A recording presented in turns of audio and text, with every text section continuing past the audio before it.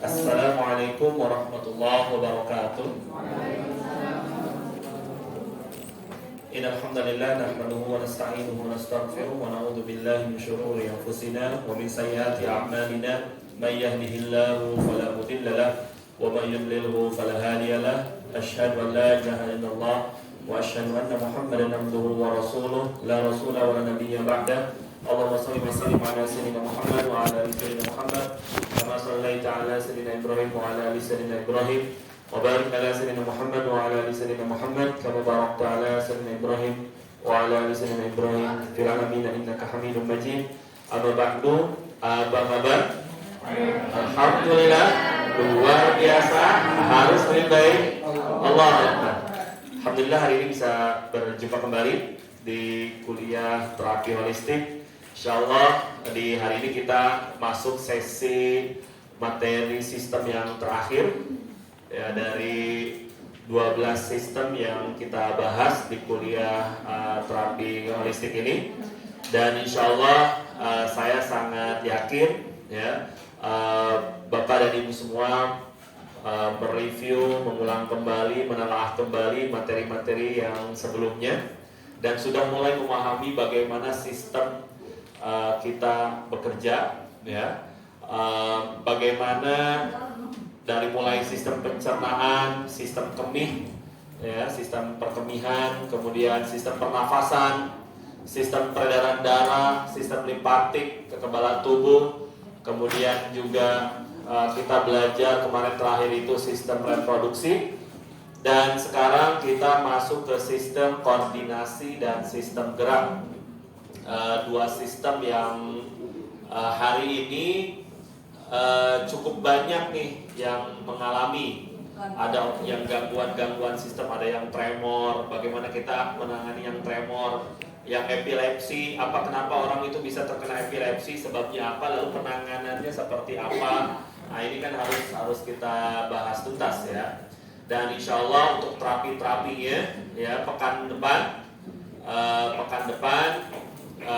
pertemuan selanjutnya kita sudah mulai masuk ke sesi materi praktek, materi praktikum ya, dimulai dengan pijat dan totok saraf.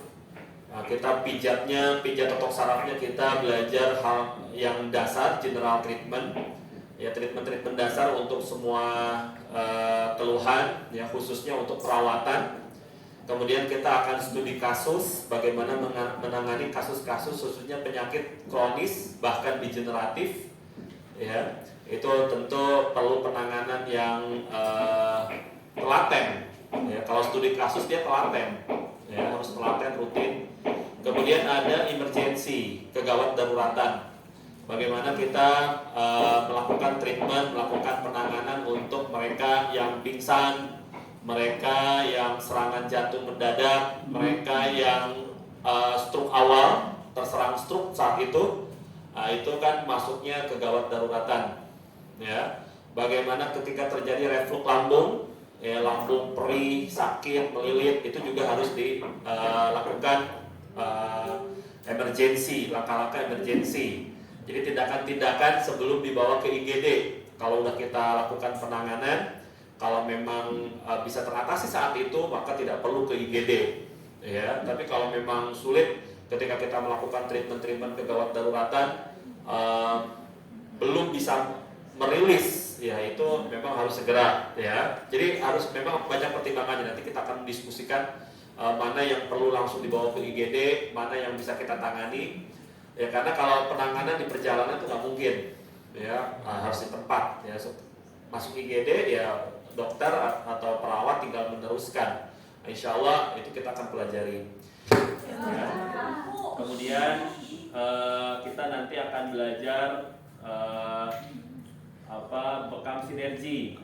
Ya, bagaimana kita melakukan treatment bekam ya, yang di sini dengan konsep sinergi antara pola bekam sunnah dengan pola PCM ya, khususnya untuk bagaimana meningkatkan yin, bagaimana meningkatkan yang gitu ya, itu dengan bekam sinergi.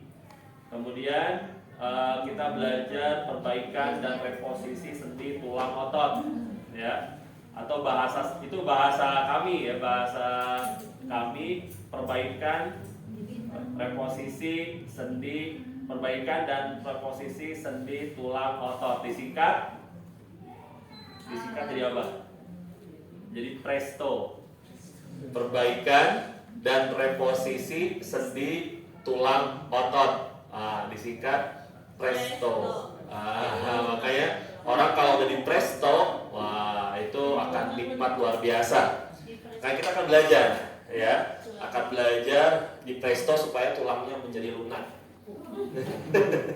Tulangnya lunak, merilis gangguan-gangguan yang nggak nyaman, khususnya misalkan ada orang yang keseleo, ya kita harus melakukan penanganan cepat. Ya keseleo kan nggak perlu di macam-macam, ya tinggal kita presto aja, ya, biasa lebih cepat. Ya keseleo atau ada salah bantal gitu ya, ada posisi punggung naik sebelah, ya tulang ekor ke dalam.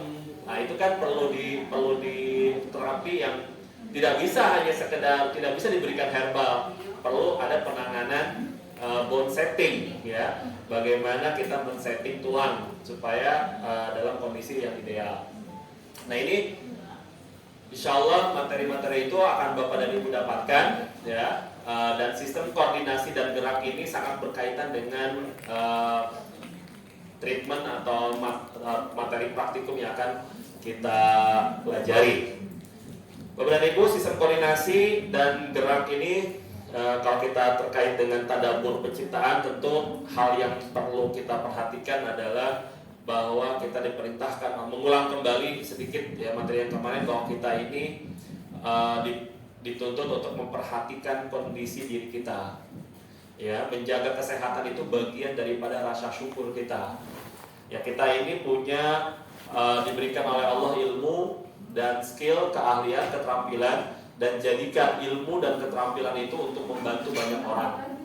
Ya, jadikan ilmu dan keterampilan yang Allah titipkan ini untuk membantu banyak orang dan menjadi perantara hidayah. Jadi sehatnya kita, dalam pandangan kita, sehat kita itu adalah bagaimana dia bisa mengenal Allah, bagaimana dia bisa sholatnya itu lebih baik lagi, ibadahnya lebih baik lagi. Kita tahu kondisi sakit itu membuat ibadah seseorang itu terganggu. Nggak bisa sholat, nggak bisa zikir, nggak bisa melakukan aktivitas-aktivitas ibadah karena ada gangguan kesehatan. Lalu kita bantu, maka ingatkan ya agar jangan sampai setelah sehat malah nggak sholat gitu. Tapi kita ingatkan, disitulah perantara hidayahnya. Perantara hidayah kita di sana. Hidayah milik Allah, kita hanya bertugas untuk mengingatkan. Ya, itu orang sakit itu kan dia dalam keadaan lemah, ya, lemah segala-galanya. Maka tugas kita adalah menguatkan. Ya. Jadi bukan hanya sekedar mentreatment sehat selesai. Enggak. Kita ini nahnu du'atkum qabla kulli syai'. Kita ini adalah dai. Ya. Kita ini dai. Walaupun kita pengobat tradisional, kita agen HNI, ya kita adalah dai. Dasarnya kita adalah dai, mengajak orang agar hidup sehat, mengajak orang agar mengaplikasikan konsep sehat berdasarkan Al-Quran dan As-Sunnah. Maka kita perlu untuk belajar, ya, dan kita mengenal diri kita. Wa fi anfusikum afala tubsirun. Kemudian kita ini bentuk manusia itu adalah bentuk yang terbaik yang Allah ciptakan, ya. Jadi jaga dengan baik sistem yang sudah Allah instalkan, jangan sampai ada gangguan. Dan ingat, menjaga kesehatan itu adalah bagian daripada mensyukuri nikmat Allah. Jadi kalau kita melakukan treatment tiap bulan dibekam, itu bukan hanya menjalankan sunnah, ya, dengan kita niatkan dapat pahala sunnah, tapi juga itu pahala syukurnya. Bentuk rasa syukur kita dibekam, ya kan? Bentuk rasa syukur kita minum herbal. Bentuk rasa syukur kita minum madu, minum zaitun, ya. Madu, zaitun itu kan nutrisi yang disunnahkan dalam Al-Quran juga termaktub. Artinya bisa dikonsumsi setiap hari. Kalau herbal nggak mesti dikonsumsi setiap hari, tapi kalau nutrisi itu disarankan dikonsumsi setiap hari. Madu, zaitun, kemudian susu kambing, susu sapi. Ya, susu sapi itu fihi syifa ya. Di dalam susu sapi itu ada obat. Ya, alaikum bi albanil baqar. Hendaklah kalian minum susu sapi. Ya, fa inna fiha syifaun. Karena di dalam susu sapi itu ada obat. Maka kita minum susu sapi. Gitu ya. Kalau sakit minum susu sapi. Jangan anti susu sapi. Ya, justru yang paling kuat dalil untuk obat itu, kalau kita mau kuat-kuatan dalil itu susu sapi. Karena redaksinya lebih tegas dibanding dengan susu kambing. Ya. Nah, ini jadi sekali lagi mempelajari tubuh kita, mempelajari diri kita dalam perintah Allah. Kemudian kita meyakini bahwa kita ini sebaik-baiknya bentuk, dan tentu sebagai mana kita ini dititipkan tubuh, dititipkan sistem ini adalah amanah yang Allah titipkan kepada kita, dan kita harus menunaikan amanah dengan menjaga tubuh ini. Dan ingat juga, nikmat yang pertama kali ditanya di hari kiamat itu adalah nikmat sehat. Nikmat yang pertama kali ditanya oleh Allah ya, itu adalah nikmat sehat. Jadi digunakan buat apa sehatnya kita? Oke, kita masuk ke sistem koordinasi. Ya, sistem koordinasi itu apa sih? Ya, Bapak dan Ibu. Sistem koordinasi sistem yang memerintahkan organ-organ tubuh untuk bekerja sama dalam mendukung fungsi tubuh agar dapat bekerja dengan baik. Itu sistem koordinasi. Sistem yang memerintahkan organ-organ tubuh untuk bekerja sama dalam mendukung fungsi tubuh, fisiologi tubuh. Itu sistem koordinasi. Ya. Kita bisa berjalan, kita bisa bernafas, kita bisa berkedip. Ada gerak yang sadar, ada gerak tidak sadar. Kita berkedip kan nggak sadar. Coba kalau kita berkedipnya sadar, capek. Harus berkedip, karena sadar. Kalau yang sadar itu pasti capek. Ya, kita berjalan itu sadar. Kita sadar. Kalau lelah kita pasti istirahat. Istirahat capek. Tapi kalau suruh berkedip itu dalam keadaan sadar itu pasti capek, dan kita suruh istirahat nanti. Bernafas itu gerakan yang tidak kita sadari. Coba kalau kita ambil tarik nafas dalam-dalam, itu tarikan atau pernafasan sadar. Tapi kalau kita tarik nafas, nggak kita sadari, kita sambil ngobrol, sambil menyimak materi, bernafas, itu gerakan yang tidak kita sadari. Itu ada sistem yang mengatur itu. Ya, ada sistem yang mengatur itu. Ya, itu semua harus berfungsi dengan baik. Ya, semua harus berfungsi dengan baik. Satu tabung oksigen harganya berapa? Ada yang di medis di sini? Yang kecil 35. Yang kecil ya? Yang kecil? 35.000 sekali ngisi ya, sekali ngisi untuk tergantung. Kalau dia 24 jam, saya kemarin itu sampai 4 tabung kecil, 1 tabung besar, 24 jam. 24 jam itu tabung besar. Itu kira-kira untuk satu harinya berapa rupiah? Itu sehari semalam jadi 12 12 apa? 12 tabung kali 35. Berapa tuh? Itu yang kecil, tabung yang besar. Ya, kita ambil generalnya aja. Sehari semalam kalau kita suruh beli oksigen berapa? 420 ya, kali sebulan. Coba ayo, gak apa-apa belajar kali-kalian. Berapa ayo? 12 juta. Kalau oksigen yang kita hirup sekarang suruh bayar tiap bulan 12 juta kali setahun. Berapa ratus juta? Berapa? Gak apa-apa kita hitung. Sekian lah. Hah? Sekian. Ayo Mbak Pika berapa? Tadi 12 juta kali 12 bulan. Kopak miliar deh. 12 juta 100 Nah, kali umur kita sekarang.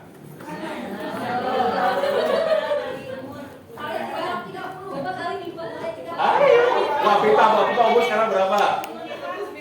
Kali 29. 58. Kali 58. Kalau oksigen suruh bayar. Ini Allah kasih gratis. Allah kasih gratis, pasti gak mau bersyukur. Memang qalilun ma tashkurun. Memang sedikit ya kita yang bersyukur. Ya. Kalau misalkan pernafasan dicabut dan kita butuh oksigen untuk menyuplai, gak bisa bekerja sistem pernafasan kita dan kita harus butuh oksigen bantuan, harus bayar. Tadi sebulannya itu 12 juta. Penghasilan UMR.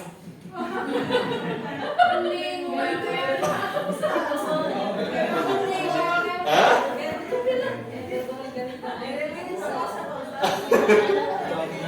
UMR 4 juta misalkan. Hah? Tukang topung mah gila, saya tahu. Tukang topung sehari 5 orang.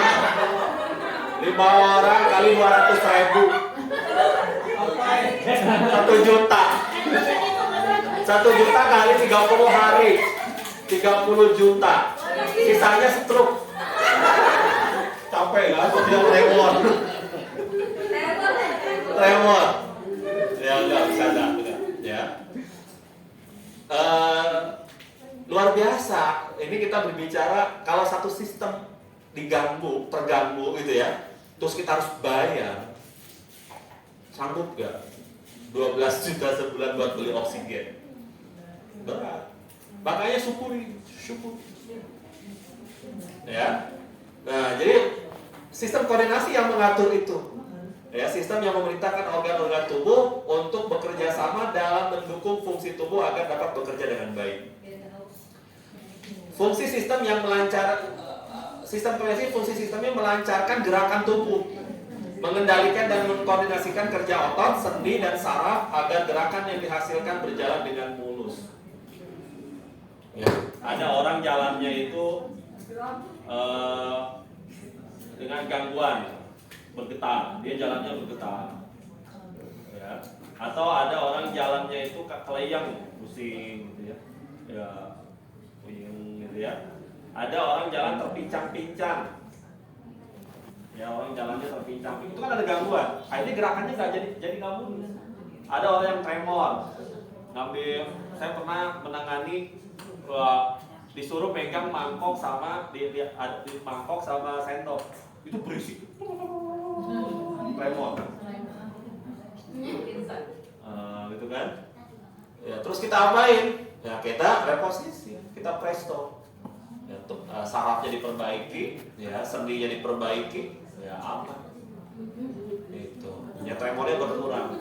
Tinggal dilanjutkan dengan herbal. Ya, dibekam di titik-titik tertentu. Nah, udah. Nah, gitu ya. Jadi fungsi sistem ini untuk melancarkan agar gerakan tubuh itu bisa berjalan dengan mulus. Kemudian sistem koordinasi, ya, itu ada 3. Yang pertama sistem saraf, yang kedua sistem alat indera, yang ketiga sistem endokrin. Sistem saraf, sistem indera, ya, sistem endokrin. Sistem indera itu berkaitan dengan panca indera. Kita berbicara hari ini hanya 5 indera saja, belum indera ke-6, belum indera ke-7. Ya, ada indera ke-6, indera ke-7 itu ada. Tapi kita hanya membahas 5 indera yang secara fisik saja. Karena yang 6 dan ke-7 itu udah non fisik. Mainnya udah cakra, mainnya udah mata batin, mainnya udah hal-hal yang nggak di luar nalar sebenarnya, tapi nggak terlihat di mata kita. Gaib. Nah, itu bisa kita pelajari. Ya, tapi nggak bisa kita lihat, di sini ada jin, nggak bisa. Kalau orang bisa ngelihat jin, 3 itu. 1 dia bohong, kedua dia dia itu diganggu, ada gangguan pada diri dia, gitu ya. yang ketiga ya dia memang bersekongkol, bersekutu dengan jin. Nah, itu ciri-ciri orang yang bisa melihat jin. Sisanya nggak bisa, gitu ya, nggak bisa. Kecuali jinnya sudah bermetamorfosis, gitu, sudah berubah bentuk menjadi manusia, itu mungkin bisa, atau menjadi makhluk yang lain itu bisa. Cuman pasti kalau dia berubah bentuk pasti dia capek dia. Kita dorong menjadi udah mental. Nah, itu ya sistem. Kemudian itu sistem indera. Jadi kita hanya 5 indera saja, ya, pendengaran, penglihatan, penciuman atau penghiduan, kemudian perabaan dan pengecapan. Nah, itu. Lalu kita belajar sistem saraf, ya. Nanti ada saraf pusat, ada saraf tepi, gitu ya. Lalu kita belajar sistem endokrin. Nah, sistem endokrin sudah dibahas. Ya, akan nanti dibuka di pertemuan-pertemuan sebelumnya yang membahas sistem endokrin yang cukup banyak sistem tersebut. Itu sistem koordinasi, nanti ditambah gerak. Karena sistem koordinasi berkaitan dengan gerakan, maka nanti kita belajar juga sistem gerak. Sistem gerak itu berkaitan dengan otot dan rangka. Ya, berkaitan dengan nanti kan ada yang disebut otot, apa itu otot, apa itu tulang, apa itu sendi. Ya, otot, tulang, sendi, atau sendi, tulang, otot. Makanya ada terapinya saya beri nama Presto, perbaikan dan reposisi sendi, tulang, otot. Nah, itu biasanya lagi pegel leher nih, ya tinggal kita tek, nah selesai gitu ya. Pegel-pegel ini nih, frozen shoulder misalkan gitu ya, tinggal kita tek, nah selesai. Itu Presto, ya. Tapi biasanya itu kurang dihargai karena ya cuma begitu doang gitu ya. Maka kita ada ritual-ritualnya dulu, wah segala macam supaya kelihatannya agak lama dan amplopnya agak tebal. Oke ya.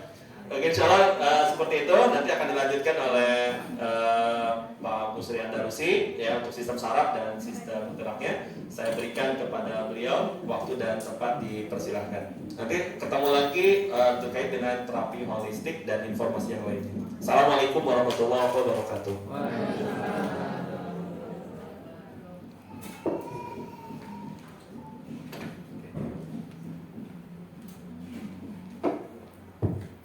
Bismillahirrahmanirrahim. Assalamualaikum warahmatullahi wabarakatuh.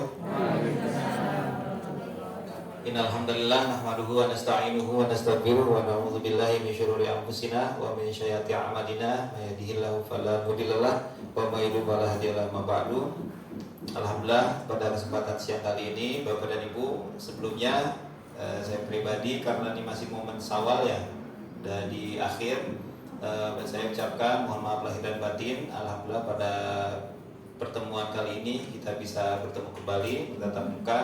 Ya, insya Allah tadi untuk kata pengantarnya sudah disampaikan. Ya, di minggu ini kita masuk kepada sistem saraf.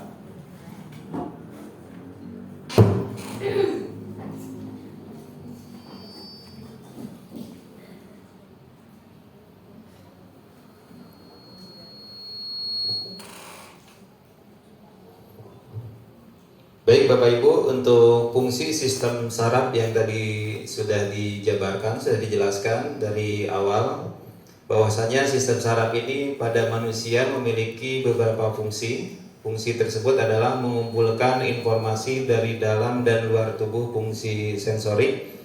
Nah, yang kedua mengirimkan informasi ke otak dan sumsum tulang belakang. Kemudian memproses informasi di otak dan sumsum tulang belakang, fungsi integrasi.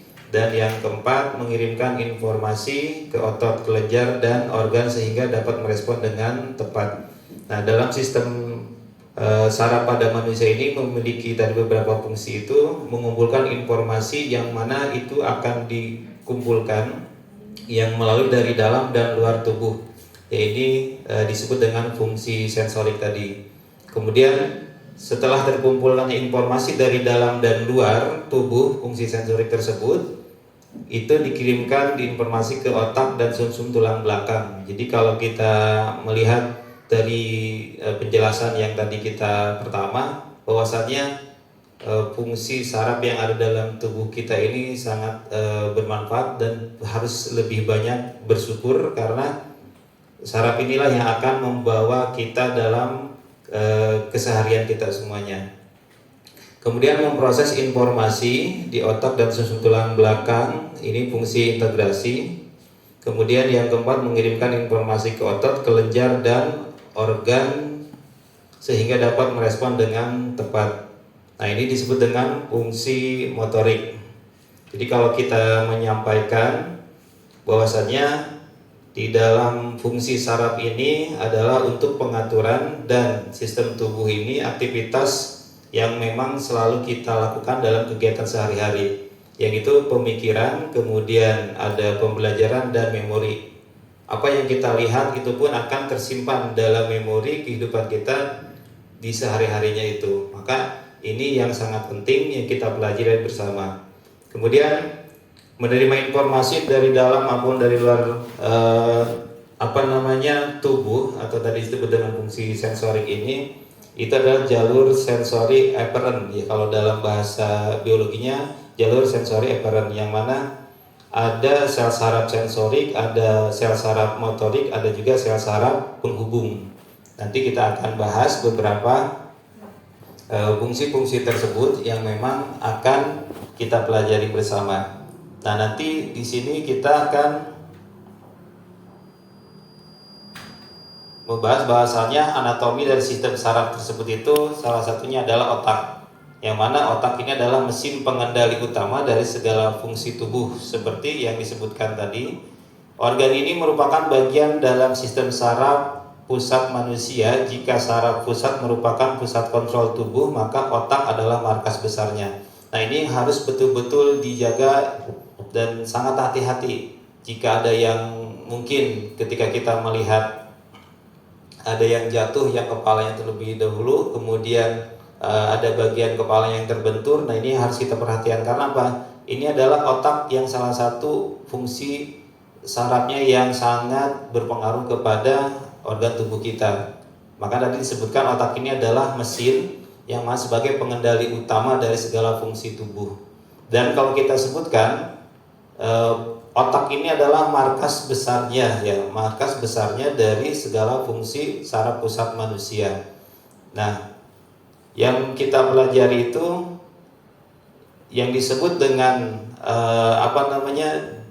organ ini adalah yang memang harus kita jaga, yang harus kita waspadai, bahwasannya bagian otak ini yang akan mengarahkan fungsi dari sistem saraf yang ada dalam organ tubuh kita. Kemudian otak ini terbagi ke dalam beberapa bagian dengan fungsinya masing-masing secara umum.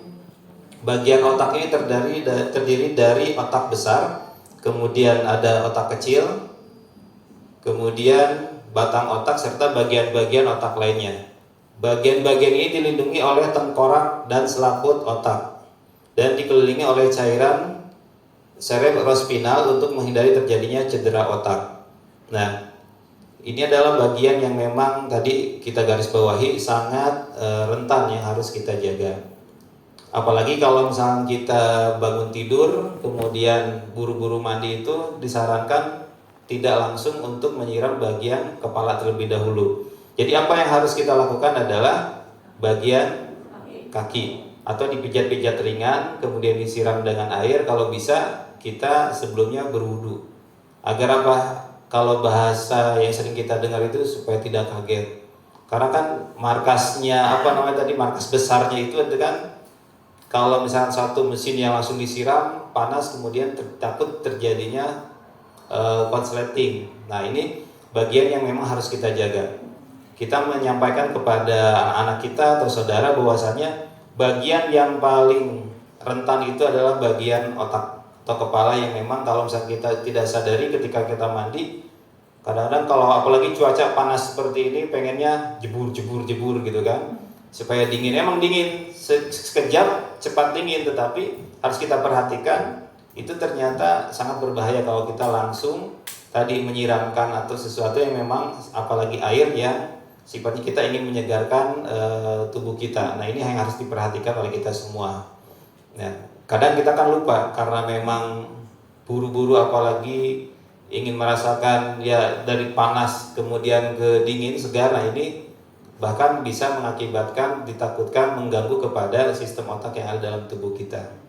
Apalagi yang memang kita tidak tahu bagaimana sih treatmentnya untuk menjaga organ tubuh kita agar lebih baik. Nah, kemudian tadi dijelaskan bahwasanya otak ini terbagi ke dalam beberapa bagian dengan fungsinya masing-masing. Secara umum, bagian otak ini terdiri dari otak besar, otak kecil, batang otak, kemudian serta bagian-bagian otak lainnya. Nah, bagian-bagian yang ini akan melindungi tengkorak dan selaput otak. Nah, kemudian agar terlindungi dari terjadinya cedera otak tersebut.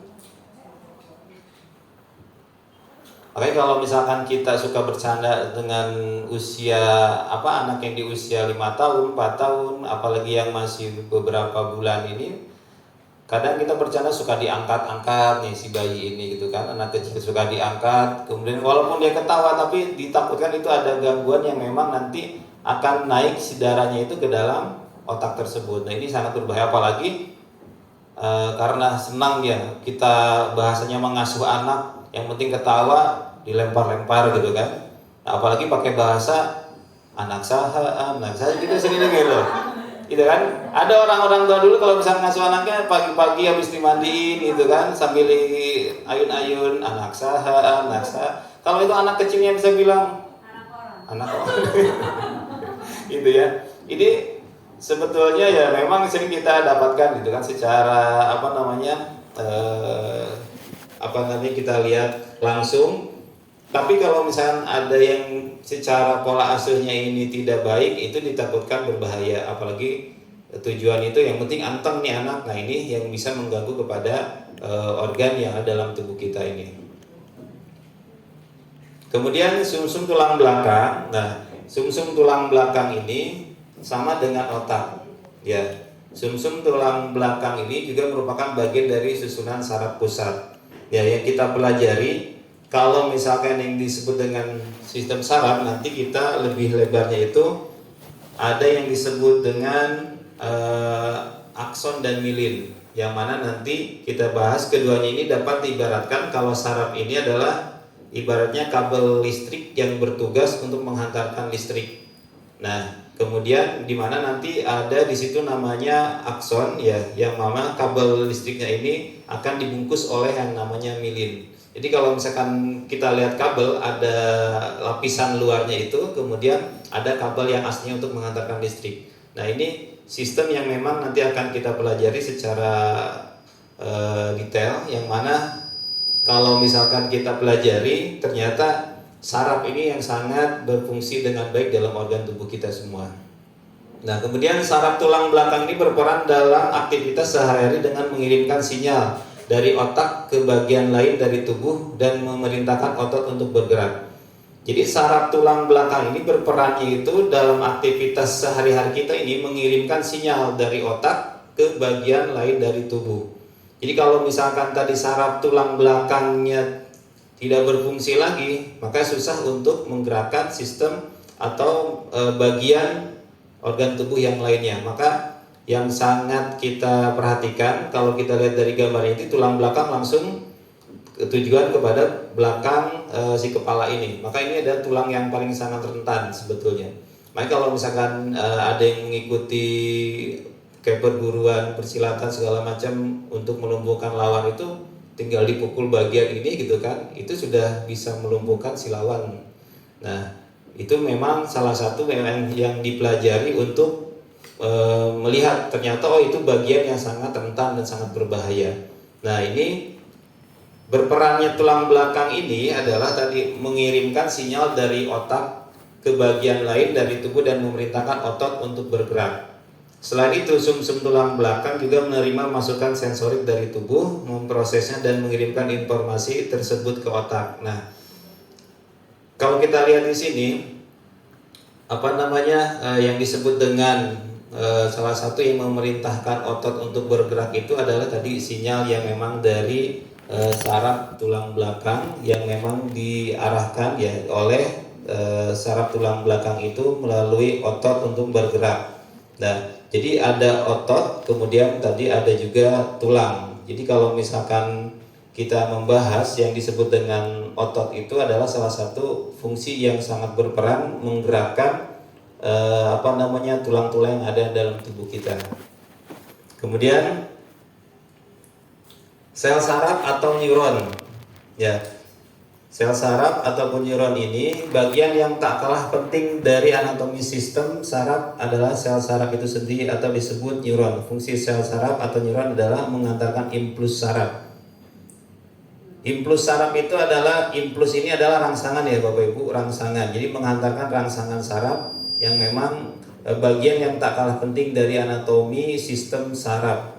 Ya, jadi sel saraf itu sendiri yang mana disebut dengan neuron. Tadi kalau misalkan neuron itu adalah sel utama yang penyulung jaringan saraf. Jadi sel yang paling besar, yang jutaan sel, yang mana komponennya itu adalah di dalam sistem saraf tersebut, itu disebut dengan neuron. Ya, neuron itu fungsinya apa? Untuk menghantarkan impuls saraf. Menghantarkan impuls saraf itu adalah memberikan rangsangan. Jadi kalau tidak ada rangsangan, semacam misalkan kebas segala macam, berarti itu tidak ada impuls saraf yang masuk kepada titik saraf yang ada dalam tubuh kita. Nah, ini yang harus kita sama-sama perhatikan. Apa sih fungsi dari selain sistem saraf itu adalah untuk menerima informasi yang mana itu dari dalam maupun luar tadi ya, dari dalam maupun dari luar, yang disebut dengan tadi jalur sensor efferent. Jadi ini adalah fungsinya untuk menghantarkan impuls saraf, ada rangsangan ke bagian saraf tertentu. Berdasarkan fungsinya, neuron ini terbagi ke dalam 3 jenis. Ada neuron sensorik, yaitu membawa pesan ke saraf pusat. Kemudian ada neuron motorik yang membawa pesan dari saraf pusat. Kemudian ada interneuron yang menghantarkan pesan di antara neuron sensorik dan motorik di saraf pusat. Nah, kalau misalkan dari pembahasan sel saraf sensorik itu adalah yang mempunyai fungsi menerima rangsangan yang datang kepada tubuh. Contohnya apa? Contohnya misalkan kita terjepit, ada bagian tertentu yang langsung bisa merasakan. Atau misalkan kita luka, ada bagian tertentu yang memang langsung kita rasakan. Nah, ini adalah impuls atau rangsangan saraf yang meneruskannya ke otak. Jadi secara tidak langsung otak kita itu langsung merespon apa yang terjadi saat itu. Nah, itu disebut dengan neuron sensorik yang membawa pesan ke saraf pusat, karena saraf pusat kita itu adalah di bagian otak kita semua. Kemudian sel saraf motorik itu apa? Saraf efferent. Jadi saraf efferent ini yang mempunyai fungsi untuk membawa dorongan saraf atau rangsangan saraf ini ke pusat otak juga, dan ini langsung sumsum tulang belakang menuju otot. Jadi kalau misalkan tadi neuron sensorik itu adalah fungsinya menerima rangsangan yang datang kepada tubuh, dicubit, kemudian dijewer, kemudian disentil. Nah, itu yang langsung dirasakan ya, dan meneruskannya ke otak. Tapi kalau misalkan neuron motorik itu, neuron motorik ini adalah fungsinya untuk membawa atau memberikan rangsangan langsung kepada saraf otak melalui tulang belakang. Ya, itu sarafnya tulang belakang. Kemudian ada sel saraf penghubung atau interneuron yang menghantarkan pesan di antara neuron sensorik dan motorik di saraf pusatnya. Nah, ini menyampaikan informasi ke seluruh interneuron lain. Ya, jadi semuanya akan langsung dirasakan. Jadi kalau misalnya kita luka, kejepit, yang teriak mulut, gitu kan. Tapi kalau lagi sakit gigi, yang teriak mulut juga sambil ngomel kan. Nah, itu beberapa mungkin bagian-bagian yang kita rasakan yang memang langsung connect. Makanya ibaratnya itu kalau kita berbicara saraf itu semacam ya tadi aliran listrik. Jadi kalau misalkan ada bagian aliran listrik yang tidak berfungsi, maka akan terganggu juga kepada titik pusatnya. Jadi kalau misalkan tadi ada yang disebut dengan milin, itu adalah pembungkus akson ya. Pembungkusnya itu adalah untuk melindungi tadi aliran listrik itu.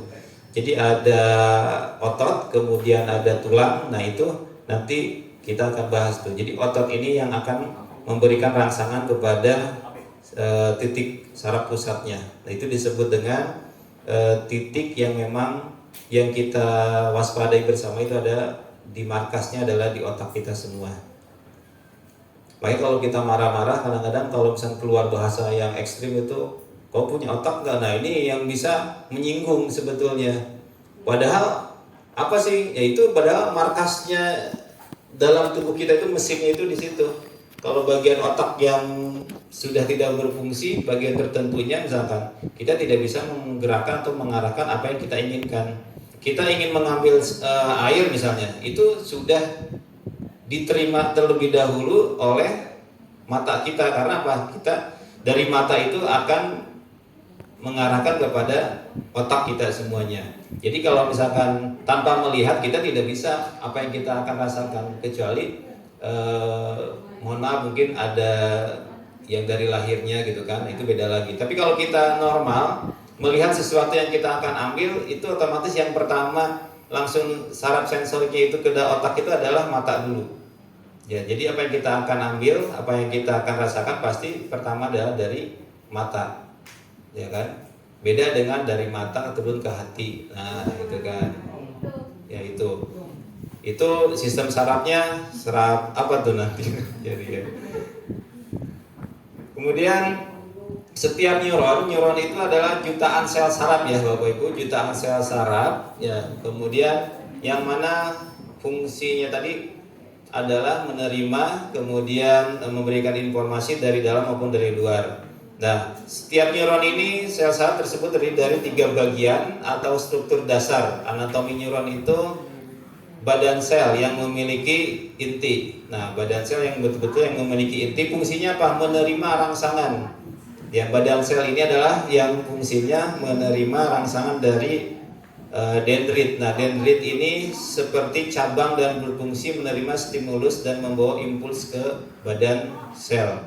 Jadi yang disebut dengan badan sel ini adalah intinya ya, rangsangan dari dendrit. Nah, dendrit ini adalah yang berbentuk seperti cabang nih. Ini kita bisa sama-sama lihat. Ya, seperti cabang dan berfungsi menerima stimulus dan membawa impuls. Impuls itu adalah dorongan ya, dari dorongan rangsangan ke badan sel. Kemudian akson. Nah, akson ini bagian dari sel saraf yang membawa rangsangan atau impuls keluar dari badan sel. Akson umumnya dikelilingi oleh mielin, yaitu lapisan padat berlemak yang melindungi saraf dan membantu pesan untuk keluar. Jadi kalau misalnya bahasa lainnya mielin itu adalah sebagai pembungkus akson. Ya, pembungkus akson. Jadi ibaratnya ini seperti irisan bawang merah yang berlapis-lapis, yang memang kalau kita lihat dari irisan bawang itu kan ada yang lebih dalamnya itu kan lebih kecil. Nah, itu irisan-irisannya itu di luar itu disebut dengan mielin. Jadi kalau misalnya kabel listrik itu, nah inilah yang pembungkus kabelnya itu. Ya. Kemudian saraf kita apa? Yaitu aliran listrik yang langsung dari pusatnya untuk dialirkan ke semua bagian-bagian yang membutuhkan aliran listrik tersebut. Nah, kemudian dari lapisan padat berlemak yang disebut tadi mielin juga membantu pesan untuk keluar. Pada saraf tepi, mielin ini diproduksi oleh sel sawan. Ya, sel sawan ya. Jadi apa sih yang dimaksud dengan sel sawan? Sel sawan itu dalam selubung mielin. Jadi dalam selubung mielin fungsinya untuk memperbaiki sel akson. Ya, fungsinya untuk memperbaiki sel akson yang rusak dan untuk menggenerasi kembali. Jadi untuk memperbaiki akson. Yang mana Bu? Sel sawan. Jadi sel sawan itu sel yang terdapat dalam selubung mielin. Ya. Sel sawan itu adalah sel yang terdapat dalam selubung mielin. Jadi kalau secara bahasa singkatnya, mielin itu adalah pembungkus. Ya, itu adalah pembungkus akson. Ya, akson itu kan bagian sel saraf yang membawa rangsangan keluar dari badan sel. Badan sel itu adalah badan yang paling intinya, fungsinya adalah menerima rangsangan dari dendrit. Ya, yang meneruskan ke akson, begitu. Jadi fungsi dari sel sawan ini apa? Fungsinya itu adalah untuk memperbaiki sel akson yang rusak. Ya, untuk memperbaiki sel akson yang rusak dan untuk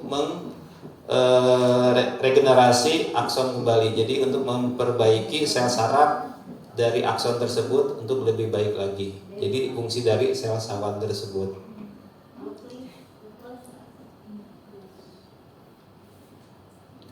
Nah, di beberapa neuron terdapat sel pendukung yang bernama neuroglia atau sel glia. Apa yang disebut dengan neuroglia ini adalah sel pendukung jaringan saraf. Jadi neuroglia ini adalah sel pendukung jaringan saraf atau sel glia. Kalau sel glia ini berfungsi sebagai pendukung kerja sel saraf. Ya, jadi kalau misalkan neuroglia ini adalah sebagai pendukung jaringan saraf, ya, atau sel glia ini fungsinya sebagai pendukung kerja sel saraf tersebut. Sel saraf itu hidup. Kalau hidup berarti membutuhkan oksigen. Jadi nutrisi untuk makanan dan hal lain-lainnya ini yang perlu dijaga juga dalam konsumsi kehidupan kita sehari-hari. Jadi kalau misalkan tadi membutuhkan oksigen, maka ada kalau kita di HNI yang paling bagus itu apa? Deep squat yang membantu kepada oksigen dalam tubuh kita. Kemudian ada nutrisi untuk makanan dan hal-hal lain ini harus diperhatikan. Karena apa? Itu yang akan membantu kepada sel saraf kita semua. Maka sel saraf ini hidup. Jadi kalau misalkan sel saraf itu mati, maka ada beberapa yang akan mengganggu kepada organ tubuh kita semua.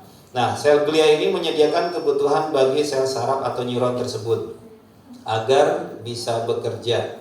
Selain itu, sel glia juga sebagai akselerasi impuls dan proteksi terhadap patogen. Jadi mungkin Bapak Ibu sudah paham yang dimaksud dengan patogen itu kan yang menyebabkan penyakit ya. Ada yang memang di situ parasit yang dapat menyebabkan penyakit yang mengganggu kepada organ tubuh kita semua. Nah, sel glia ini menyediakan kebutuhan bagi sel saraf neuron tersebut agar bisa bekerja.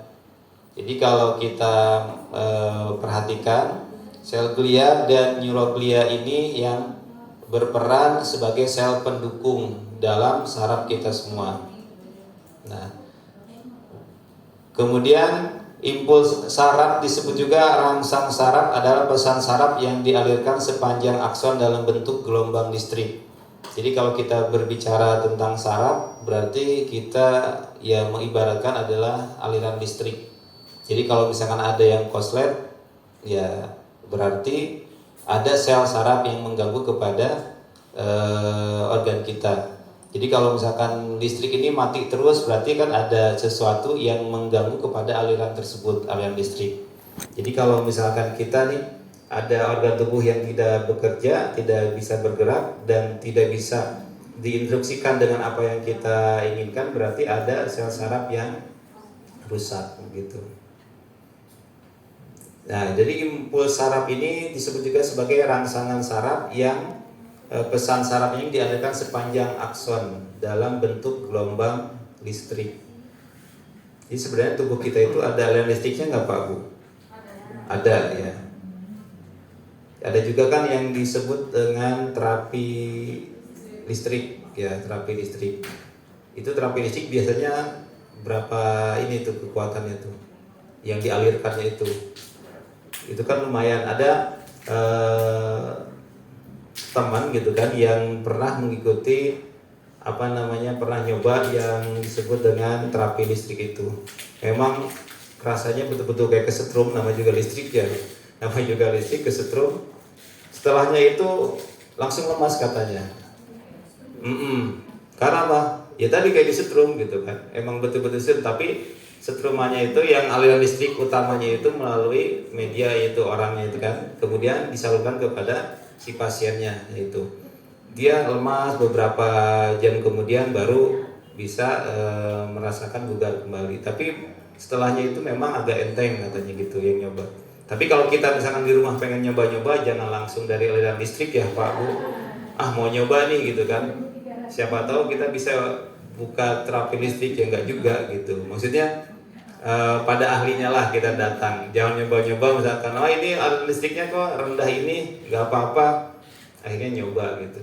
Nah ini sangat berbahaya. Iya.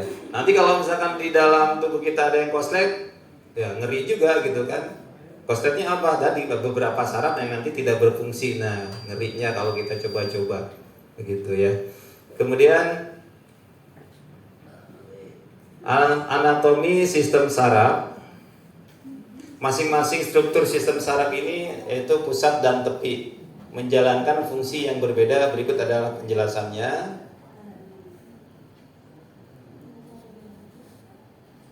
Sistem saraf pusat, ya sistem saraf pusat ini yang terdiri dari otak dan sumsum tulang belakang. Tadi di awal kita sudah sampaikan, fungsinya adalah untuk menerima informasi atau rangsangan dari semua bagian tubuh, kemudian mengontrol dan mengendalikan informasi tersebut untuk menghasilkan respon tubuh.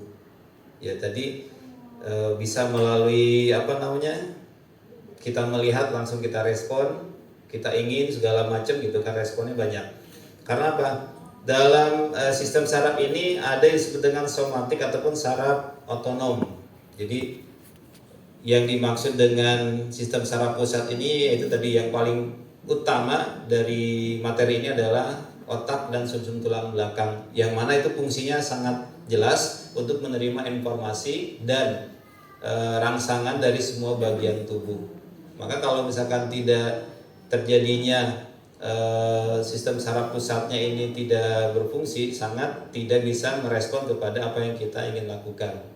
Maka menghasilkan respon tubuhnya itu betul-betul yang memang kalau kita full sehat, kemudian apa yang kita ingin lakukan itu berarti sudah termasuk kepada sistem saraf kita masih berfungsi dengan baik, apalagi otak dan sumsum tulang belakang ini yang memang harus kita sama-sama jaga. Informasi atau rangsangan ini termasuk yang berkaitan dengan gerakan. Jadi gerakan kita ini adalah informasi atau rangsangan yang mengalir yang langsung kepada saraf pusat. Jadi otaklah yang akan menggerakkan, gitu ya. Otaklah yang akan menggerakkan kepada respon tubuh kita yang ada dalam kehidupan kita sehari-hari. Seperti bicara atau berjalan. Nah ini informasi atau rangsangan termasuk yang berkaitan dengan gerakan. Kadang kalau kita sedang diskusi ngobrol, ada sesuatu yang kita ingin ucapkan, berarti kita sudah menerima obrolan dari lawan bicara kita itu, kita sudah menyiapkan, berarti itu sudah ada rangsangan yang langsung. Tapi kalau misalnya kita diajak ngobrol, terus kitanya diem agak loading dikit Bu ya, nah itu berarti ada sesuatu yang terganggu dalam saraf kita. Jadi kita ngomongnya A, jawabnya misalkan B, itu misalkan kita responnya kurang, agak misalkan berapa detik, berapa menit kemudian baru nyambung. Kita udah ketawa bareng, ada yang di akhir 5 menit kemudian ketawa. Nah ini mungkin responnya. Nah harus perbanyak minum deep squat aja gitu kan. Kenapa Bu? Karena ngantuk. Tiba-tiba pas bangun langsung ketawa sendiri gitu Bu ya. Iya. Mungkin kalau misalnya mengantuk itu apa ya? Jadi kita mendengar materi atau kita mendengar diskusi orang gitu, ke bawah mimpi terlalu nyaman. Itu.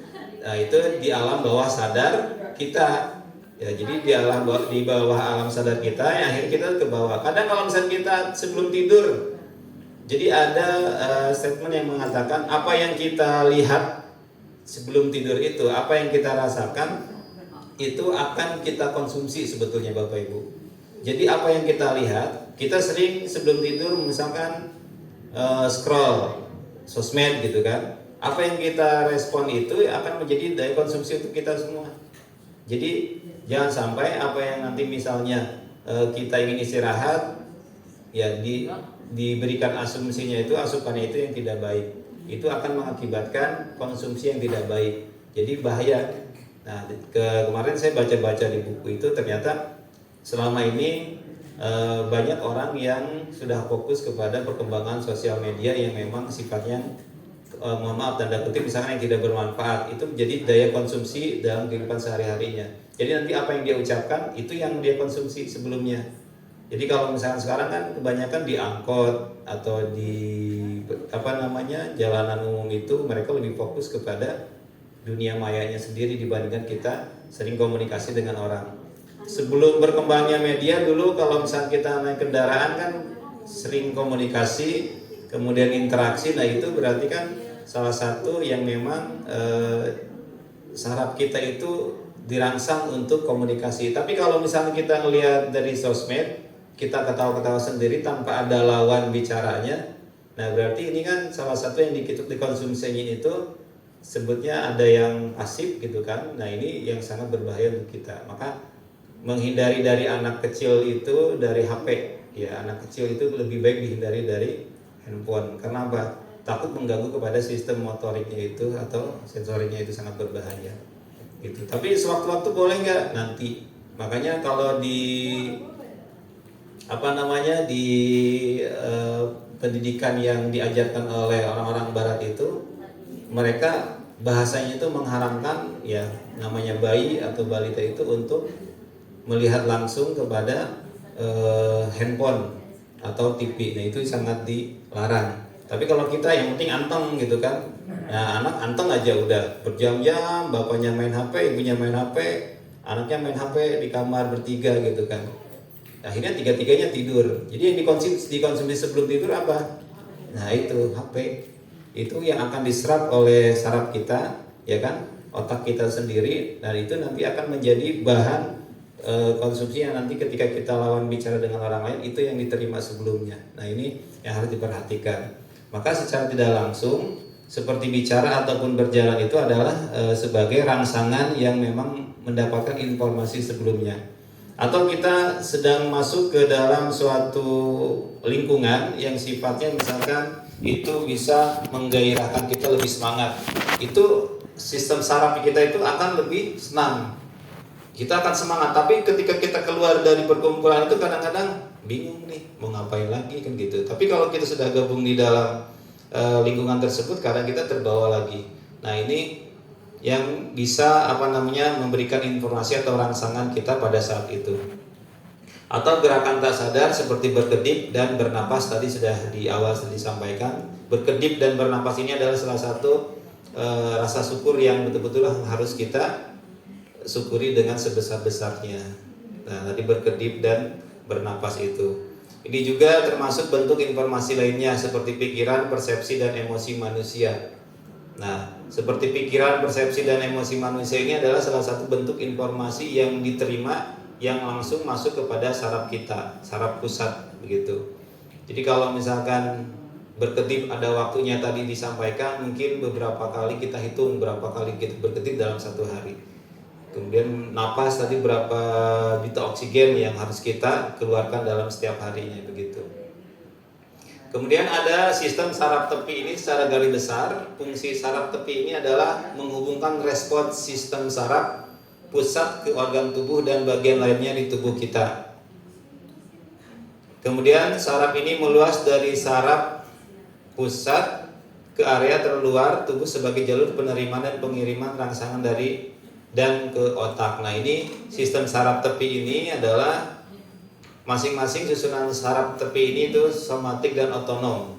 Jadi secara garis besar fungsi dari saraf tepi ini adalah menghubungkan respons sistem saraf pusat. Tadi sistem saraf pusatnya itu adalah di otak kita. Nah itu akan langsung ya terluar tubuh sebagai jalur penerimaan dan pengiriman rangsangan dari dan ke otak. Nah ini adalah masing-masing mempunyai susunan saraf tepi yaitu somatik dan otonom, memiliki fungsi yang berbeda. Jadi kalau misalkan kita mendengarkan penjelasan apa yang dimaksud dengan somatik itu mencakup semua fungsi tubuh yang dilakukan secara sadar.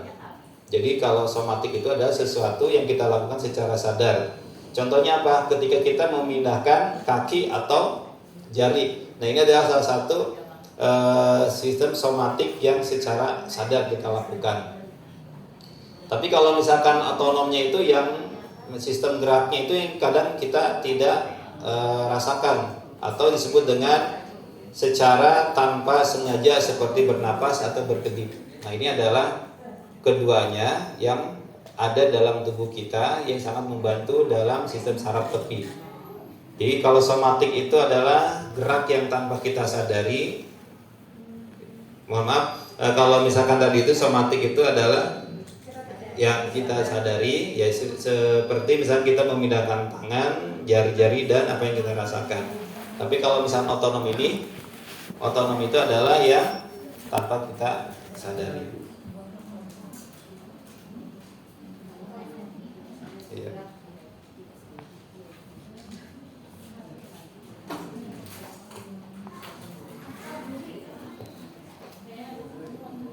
Sistem saraf somatik itu bekerja dengan mengontrol semua hal yang Anda sadari dan secara sadar mempengaruhi respon tubuh, seperti menggerakkan lengan kaki dan bagian tubuh lainnya.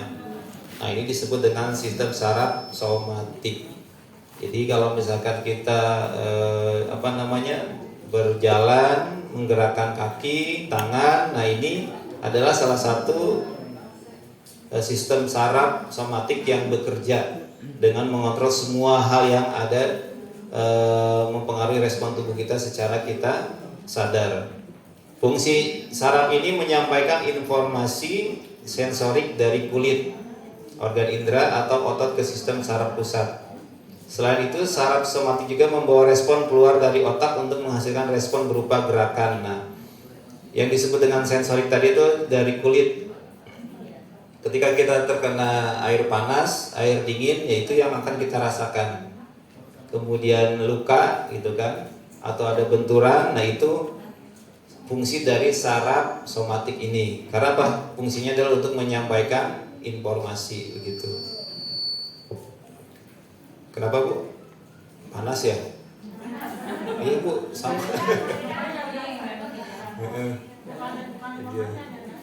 Itu. Ya.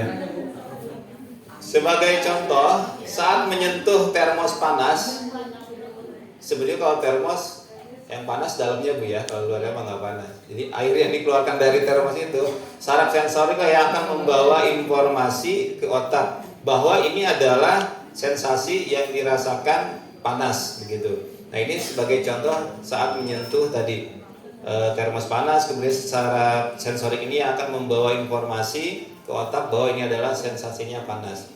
Kemudian setelah itu saraf motorik lah yang akan membawa informasi dari otak ke tangan untuk segera menghindar dengan menggerakkan atau melepasnya itu. Jadi menyentuh termos, ya sesuatu yang memang itu yang kita rasakan, oh ini panas, berarti itu adalah saraf sensoriknya yang membawa informasi ke otak kita bahwa ini adalah sensasinya panas. Setelah itu tanganlah yang akan menggerakkan atau menghindar dengan gerakan. Itu saraf motorik yang akan menyampaikannya, membawa informasi tersebut. Keseluruhan proses ini terjadi kurang lebih dalam waktu 1 detik. Nah, jadi tidak lola sedikit pun. Jadi 1 detik langsung respon. Jadi kalau misalkan pegang dia panas, 1 menit kemudian baru mengucap panas. Nah, ini ada apa? Ada yang salah gitu kan? Iya.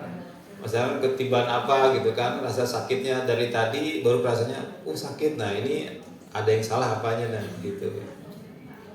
Ya.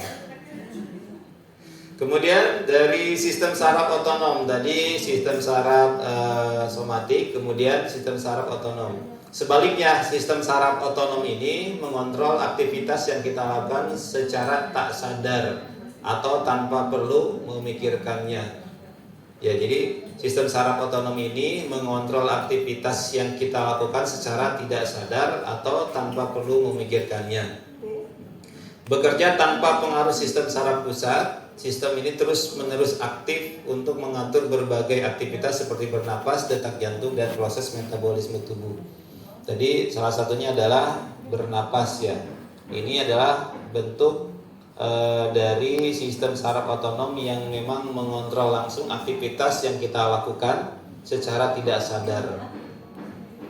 Kemudian mengatur kerja otot polos dan kelenjar secara tidak sadar. Dan ini dibagi menjadi 2, ada simpatik dan parasimpatik. Ada beberapa aktivitas berlawanan antara simpatik dan parasimpatik. Nah, ini anatomi sistem saraf yang ada di sistem saraf otonom, yang intinya secara garis besar sistem saraf otonom ini mengontrol aktivitas kita yang kita lakukan secara tidak sadar dan tanpa perlu kita memikirkannya, seperti halnya kita bernapas. Kemudian detak jantung ini sudah fungsinya secara kita sadari, itu sudah berfungsi sendiri. Gitu. Nah, sistem simpatik ini mengatur respon perlawanan dari dalam tubuh ketika ada ancaman pada diri kita.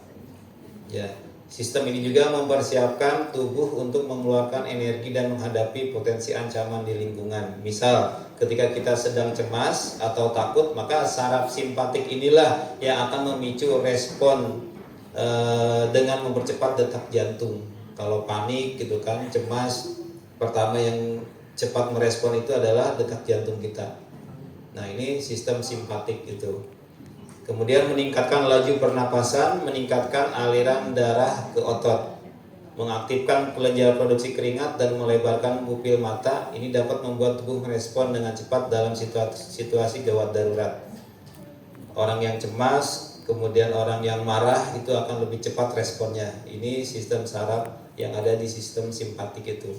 Jadi apa yang akan terjadi jika sistem simpatik ini berjalan, itu akan mempersiapkan tubuh kita itu mengeluarkan energi dan menghadapi potensi ancaman di lingkungan itu. Jadi kalau misalkan kita contohnya juga ada misalkan yang sering kita lihat binatang-binatang misalnya, kalau misalkan dia merasa terancam, maka beberapa fungsi juga ya yang akan melindungi dirinya. Sama manusia pun seperti itu.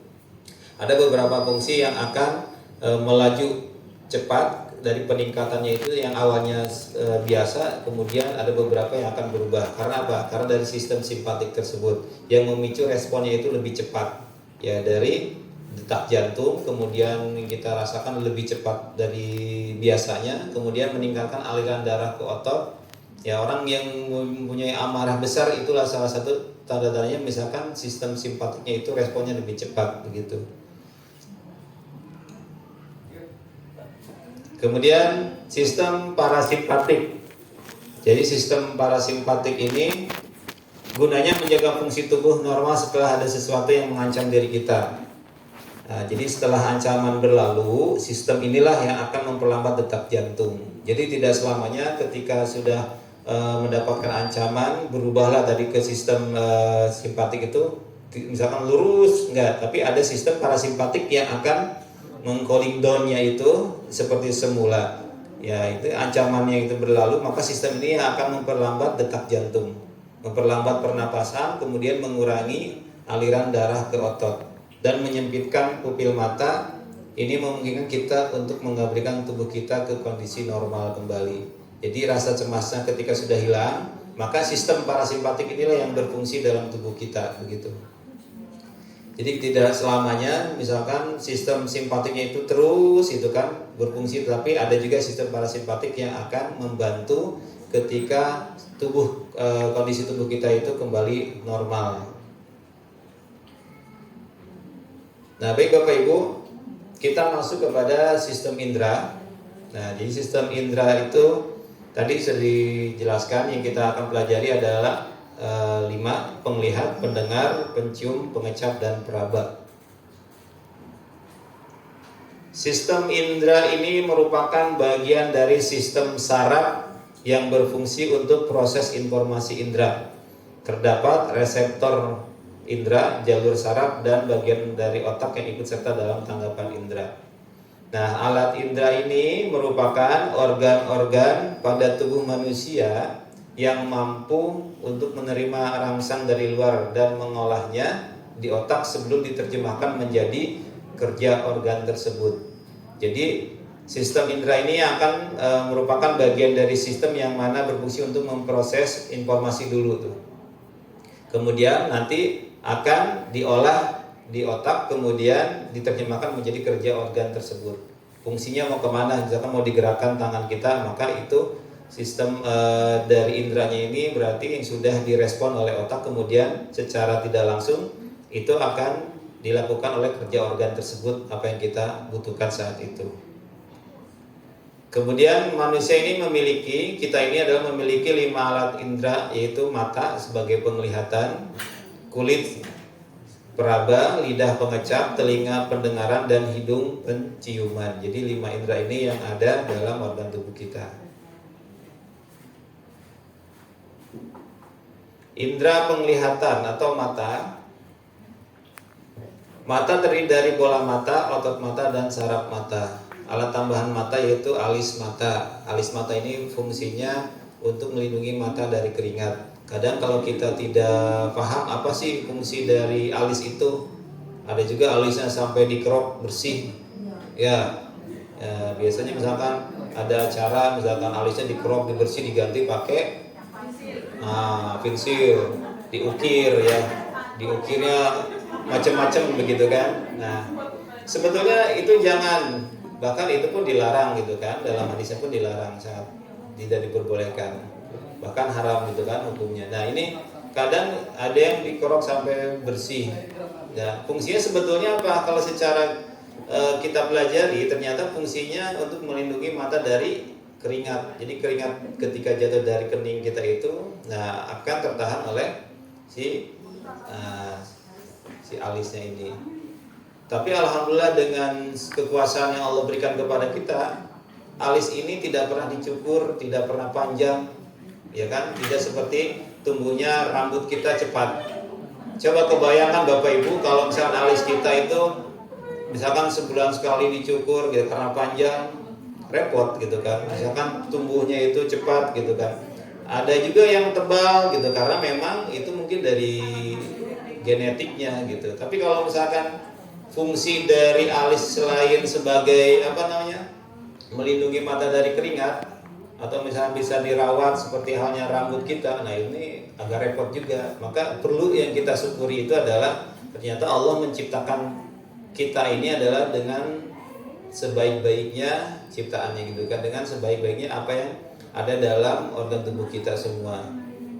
Tadi betul kalau misalkan panjang repot juga kan, misalkan ngurusnya atau segala macam. Nah itu. Kemudian kelopak mata juga melindungi mata dari benturan. Ya, kelopak mata melindungi mata dari benturan. Jadi ada juga pernah ponakan saya itu jatuh dari kursinya, kemudian dia jatuh langsung dari kursi ketimpa ke tangga, akhirnya kenalah ininya. Ternyata bagian ini yang mengalirkan aliran darahnya itu paling banyak. Jadi ketika terbentur dia langsung mancer. Jadi kayak kita buka keran langsung mancer tuh. Akhirnya panik. Pertama pasti yang kita lakukan adalah apa? Kita tempelkan dulu, tutup pakai kapas yang sudah dibalut sama MHS. Ditutup, kemudian beberapa menit, akhirnya darah tidak keluar lagi. Nah, ternyata bagian ini yang bisa membantu untuk menjaga benturan dari kepada kelopak mata itu. Tapi sekalinya keluar darah, di sinilah bagian yang paling banyak, paling banyak gitu kan. Nah, kemudian bulu mata ini melindungi mata dari cahaya yang kuat, debu dan kotoran. Nah, kalau teman saya dulu pas sekolah 6 tahun kita bareng-bareng, dia waktu pertama kali masuk karena dulu kita di pondok, dia keingetan orang tuanya, dia ngelamun sambil nyabutin bulu matanya Bapak Ibu. Cabutin, dicabutin 6 tahun selama kita mondok sampai lulus, kita baru sadar ternyata tidak tumbuh-tumbuh lagi. Jadi kalau ngedip itu lucu, jadi nggak ada bulu bulu matanya itu, jadi dicabutin sambil ngelamun. Dia nggak sadar gitu kan, ternyata bahaya juga itu gitu kan. Jadi kalau misalkan dia kena debu itu dia langsung begini-begini, makanya sampai sekarang menggunakan kacamata. Nah itu menggunakan kacamata untuk membantu dari cahaya, kemudian debu dan kotoran itu. Nah, makanya kalau misalnya kita ketemu gitu kan, kita sering tanya udah tumbuh belum bulu matanya gitu kan. Ternyata itu sebetulnya sangat berbahaya. Nah, sangat luar biasanya ini Allah juga menciptakan bulu mata ini tadi fungsinya sangat banyak. Kalau kita tadi kembalikan, oh kok biar sama, misalkan fungsinya sama nih, cara tumbuhnya juga sama kayak rambut, bingung juga Bapak Ibu kalau misalkan bulu mata kita mau ngedip angkat dulu misalkan. Makanya tadi intinya rasa syukur kita harus ditingkatkan, bahwasanya apa yang Allah ciptakan kepada kita ini fungsi dengan sebaik-baiknya fungsi dalam kehidupan kita. Ya, jadi kalau misalnya tadi sama tumbuhnya gitu kan repot misalkan diangkatnya segala macam. Nah ini kadang-kadang kita lupa bersyukur apa yang sudah Allah ciptakan kepada kita. Kadang-kadang kita mau dirubah, ada yang sampai dikerok alis ya, kemudian bulu matanya ditambah lagi gitu, terus matanya melotot terus. Iya, karena berat gitu, takut rusak gitu kan, nah, si alis tambahannya itu. Nah ini kadang kita lupa bersyukur dengan apa yang Allah ciptakan kepada diri kita semua. Nah ini bagian mata yang terlihat luarnya dan fungsinya. Ada alis mata melindungi mata dari air keringat agar tidak masuk ke dalam mata. Kemudian ada bulu mata melindungi mata dari benda asing seperti debu atau kotoran. Kemudian ada pupil, ini adalah tempat masuknya cahaya dan mengatur jumlah cahaya yang masuk. Kemudian lipatan kelopak mata melindungi bagian depan bola mata dan membasahi bagian depan mata dengan air mata saat mengedip. Jadi kalau misalkan dari kedipan kita ini ternyata di situ ada air mata untuk membantu kedipan kita setiap detiknya itu. Kemudian ada selaput putih, sklera, ini melindungi bagian penting di dalam mata seperti lensa mata.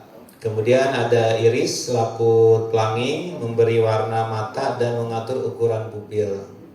Nah ini bagian mata yang terlihat di luarnya dan fungsi-fungsinya Bapak Ibu.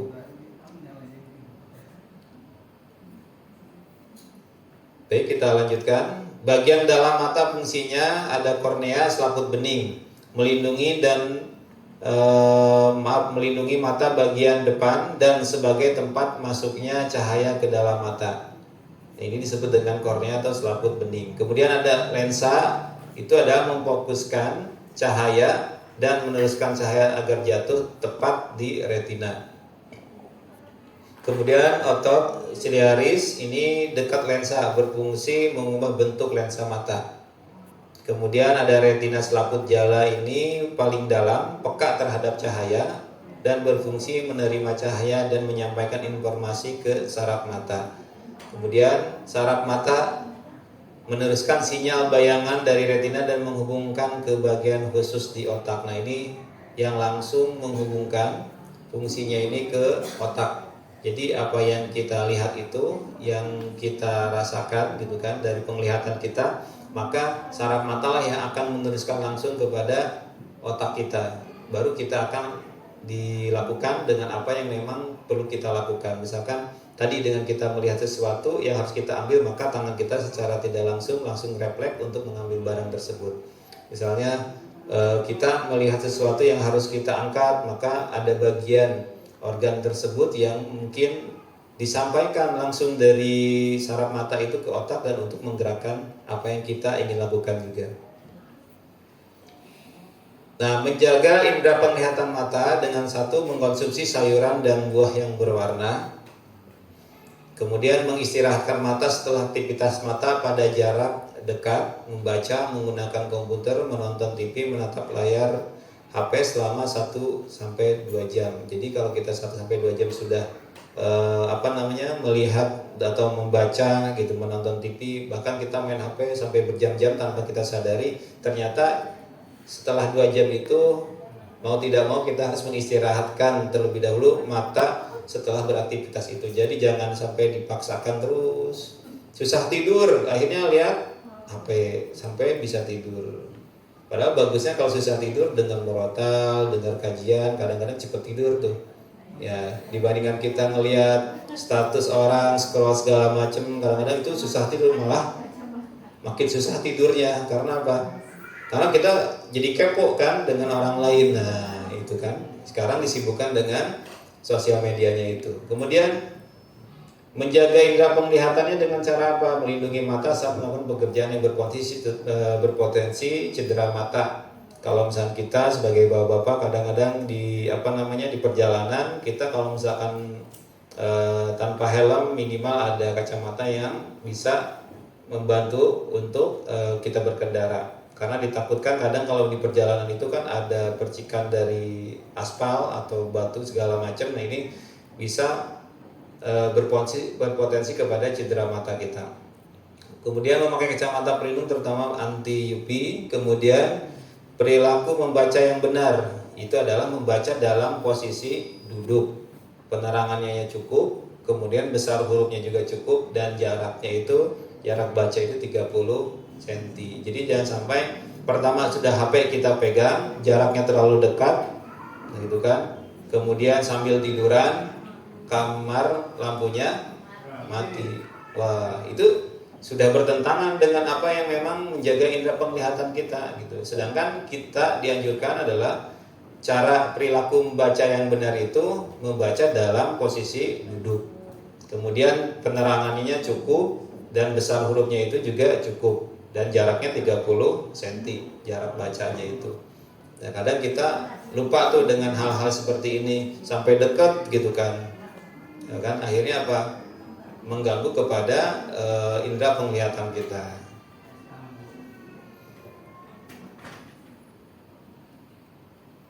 Baik Bapak Ibu, kita masuk kepada anatomi sistem indera pendengaran atau telinga. Ya. Indera pendengaran telinga ini adalah salah satu organ penting pada tubuh yang memiliki peran untuk pendengaran dan keseimbangan. Setiap bagian indera pendengaran ini memiliki fungsinya masing-masing hingga suara bisa terdengar oleh seseorang. Nah, yang dimaksud dengan telinga ini memang kadang kalau kita tidak memahami apa sih dalam dari anatomi sistem indera dari pendengaran ini, nah nanti kita akan bahas. Telinga manusia ini terdiri dari 3 bagian, itu ada telinga luar, ada telinga tengah, ada juga yang terakhir telinga dalam. Nah, kita lihat gambar berikut. Gendang telinga itu ada di bagian paling dalam. Nah, kemudian ada tulang pendengaran di nomor 2-nya itu.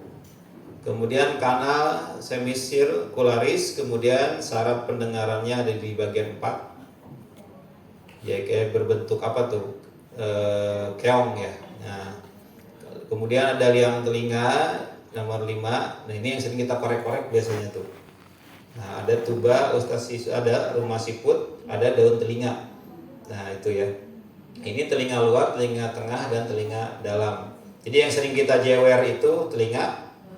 Nah, itu bagian telinga yang daun telinganya dijewer gitu kan, diputer. Tapi zaman dulu manfaat banget. Saya dulu salah satu anak yang sering dijewer, Bu. Dicubit sampai biru gitu. Tapi efeknya sampai sekarang alhamdulillah. Keingetan gitu. Keingetan. Tapi apa ternyata seorang ibu gitu kan, kalau dulu itu kan kita nggak main gadget gitu kan. Kalau main itu yang namanya anak laki-laki main bola kalau belum azan maghrib belum berhenti kan Pak ya. Kita main pulang, akhirnya kita nyari alasan, itu habis ini, nggak ada alasan, cubit aja. Dicubit paha banyak gitu kan, tapi disuruh mandi selesai baru disuruh makan. Ternyata bukan benci ke kita gitu kan, ternyata ya itu yang namanya orang tua pasti jiwa sayangnya itu sangat luar biasa. Cuma untuk mendidiknya mungkin seperti itu. Tapi sekarang terasa ya setelah sekolah, mondok segala macam itu mandirinya terasa banget. Beda kan kalau misalnya sekarang ini jangan di anak sekolah aja nggak boleh dijewer zaman sekarang. Ya, saya pernah salah satu kasus Bu gitu kan, mengajar di satu sekolah cuma dijewer, dilaporin segala macam, itu yang datangnya itu preman kampung 7 orang. Betul, saya waktu itu didatangin preman kampung 7 orang, terus ketua RT RW-nya datang, sampai Babinsa pun datang Bapak Ibu. Saya bingung ini salah saya apa gitu kan. Akhirnya saya tanya tuh saksinya ke teman-temannya. Kan saya waktu itu ngelakuin apa? Cuma dijewer aja sih Pak katanya. Akhirnya kita diskusi musyawarah. Ternyata laporannya macam-macam. Pagi saya hukum si anak dijewer, istirahatnya nggak ada. Ternyata sebelum zuhurnya sudah dijegat banyak orang. Aduh kata saya ini ada apa gitu. Ternyata untuk mendidik zaman sekarang itu nggak masuk tuh, nggak cocok untuk hal-hal seperti itu. Harus disayang, dilembut-lembut. Akhirnya, kurang ajar juga. Iya kan gitu. Nah ini pengalaman ternyata kadang juga kan kalau misalnya kita terlalu kenceng juga kadang katanya mengganggu kepada sistem saraf yang ada. Jadi jangan sampai terlalu kencang atau berlebihan. Tapi saya pernah menangani pasien yang mohon maaf mungkin yang gendang telinga sudah pecah gitu, yang mohon maaf keluar cairan ya. Itu udah puluhan tahun dari kecil katanya sampai umur 30-an lebih. Itu nggak sembuh-sembuh. Akhirnya saya resepkan itu pakai MHS. Jadi sebelum tidur, bangun tidur, terus setiap hari begitu ditetesin MHS itu secukupnya, kemudian minum spirulina. Ya, minum spirulina, herbanya segala macam saya kasih. Ternyata dalam waktu 1 minggu, alhamdulillah dengan izin Allah itu langsung kasih tahu ternyata sudah tidak keluar lagi, sudah tidak ada aroma-aroma sedap. Aroma tak sedapnya itu udah nggak keluar. Biasanya kan mengganggu kan begitu. Akhirnya dengan tadi kita resepkan itu bisa bisa membantu. Maka gendang telinga yang sangat berbahaya kalau sudah pecah itu bisa mengganggu kepada pendengaran kita.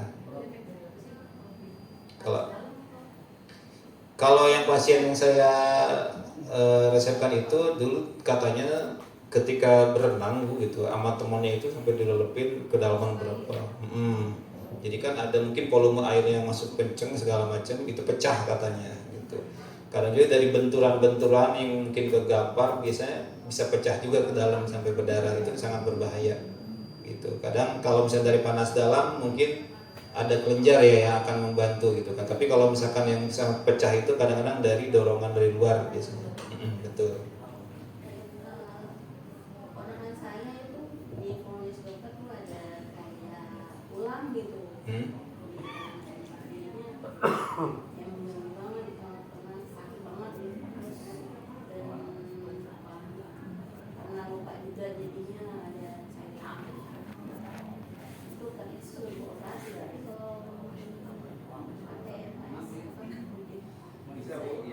Jadi nanti kita ada semacam perawatan. Biasanya kan telinga kita itu suka dikorek-koreknya dengan yang besi-besi gitu ya. Ada yang besi ya kan, ada yang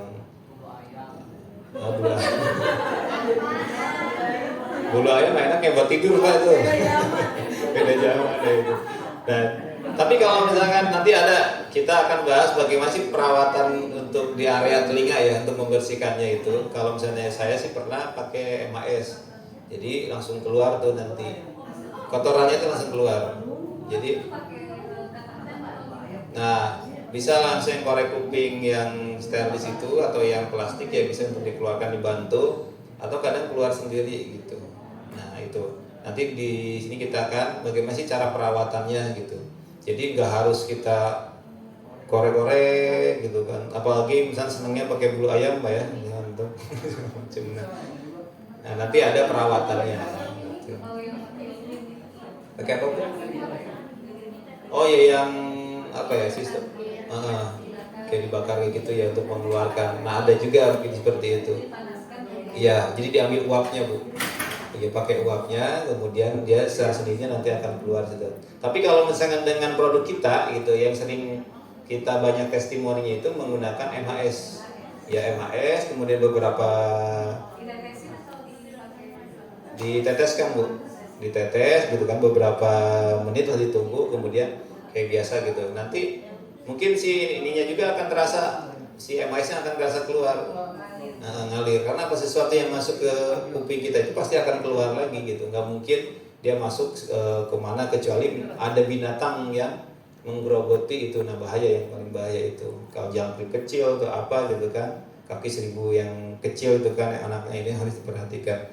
Nah itu cara membersihkannya seperti apa? Nah itu salah satu ada di produk kita itu menggunakan MAS. Kemudian kalau sudah rasa kita ini kayaknya udah agak enak nih, baru bisa dipakai cotton bud ataupun korek kuping yang sifatnya itu bisa diambil gitu kan kalau untuk dikeluarkan. Oke, telinga luar ya, jadi masuk ke telinga bagian luar ini terdiri dari bagian telinga yang terlihat secara fisik seperti pina dan kanal pendengaran. Pina merupakan daun telinga yang terdiri dari susunan tulang rawan elastis yang melekat pada kulit. Nah, ini tulang rawan ya Bapak Ibu. Nah, itu. Jadi kalau ada yang namanya pina itu artinya tulang rawan. Iya. Berfungsi untuk menangkap, mengumpulkan dan melokalisasi gelombang suara. Lalu meneruskannya ke liang telinga dalam, dan daun telinga terdiri dari beberapa bagian, yaitu ada helix, antihelix dan spiral, fossa, segitiga, fossa scaphoid, antitragus, tragus dan kruka antitelix ini. Jadi fungsi dari daun telinga itu adalah untuk mengambil informasi, mengumpulkan informasi, kemudian akan dikirimkan ke gelombang suara dan telinga dalamnya itu. Karena kalau misalnya kita nggak kedengeran jauh, kadang suka begini, itu kita nambah daun telinga berarti Bu ya. Nah, nambah daun telinga begini gitu kan.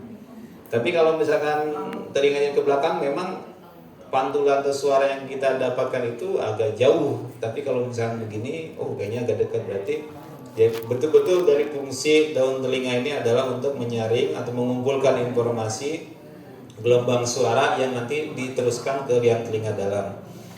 Kemudian sedangkan kanal pendengaran lubang telinga ini terbentuk dari tulang temporal dan tulang rawan, memiliki ukuran dari tragus dan ke gendang telinga sekitar 4 cm. Disebut juga sebagai gendang telinga serta melengkung seperti huruf S. Lengkungan tersebut berfungsi untuk mencegah benda asing masuk ke gendang telinga, dan di bagian depan liang telinga ini terdapat kondil mandibula yang serta di bagian ujung terdapat sel udara mastoid.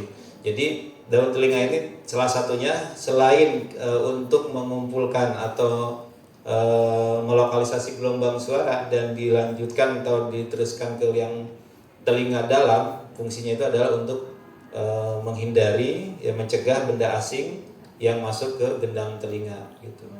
Jadi kalau misalnya disentil kan kadang-kadang perih gitu kan, nah kerasanya itu langsung ke si gedang telinga ke dalam, atau misalnya kena benturan segala macam, itu untuk mencegah dari yang sangat berbahaya ke gedang telinga.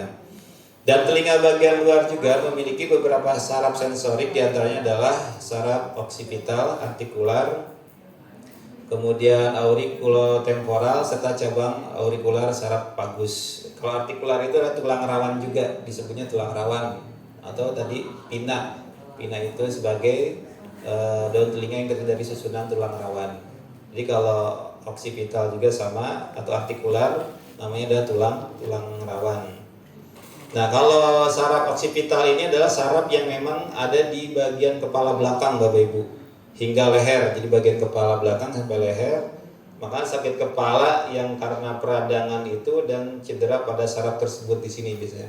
Makanya kalau misalkan yang jatuh ke sini, itu yang harus kita langsung tangani, karena bagian saraf yang ditakutkan mengganggu kepada saraf-saraf yang lainnya, ditakutkan tidak berfungsi begitu.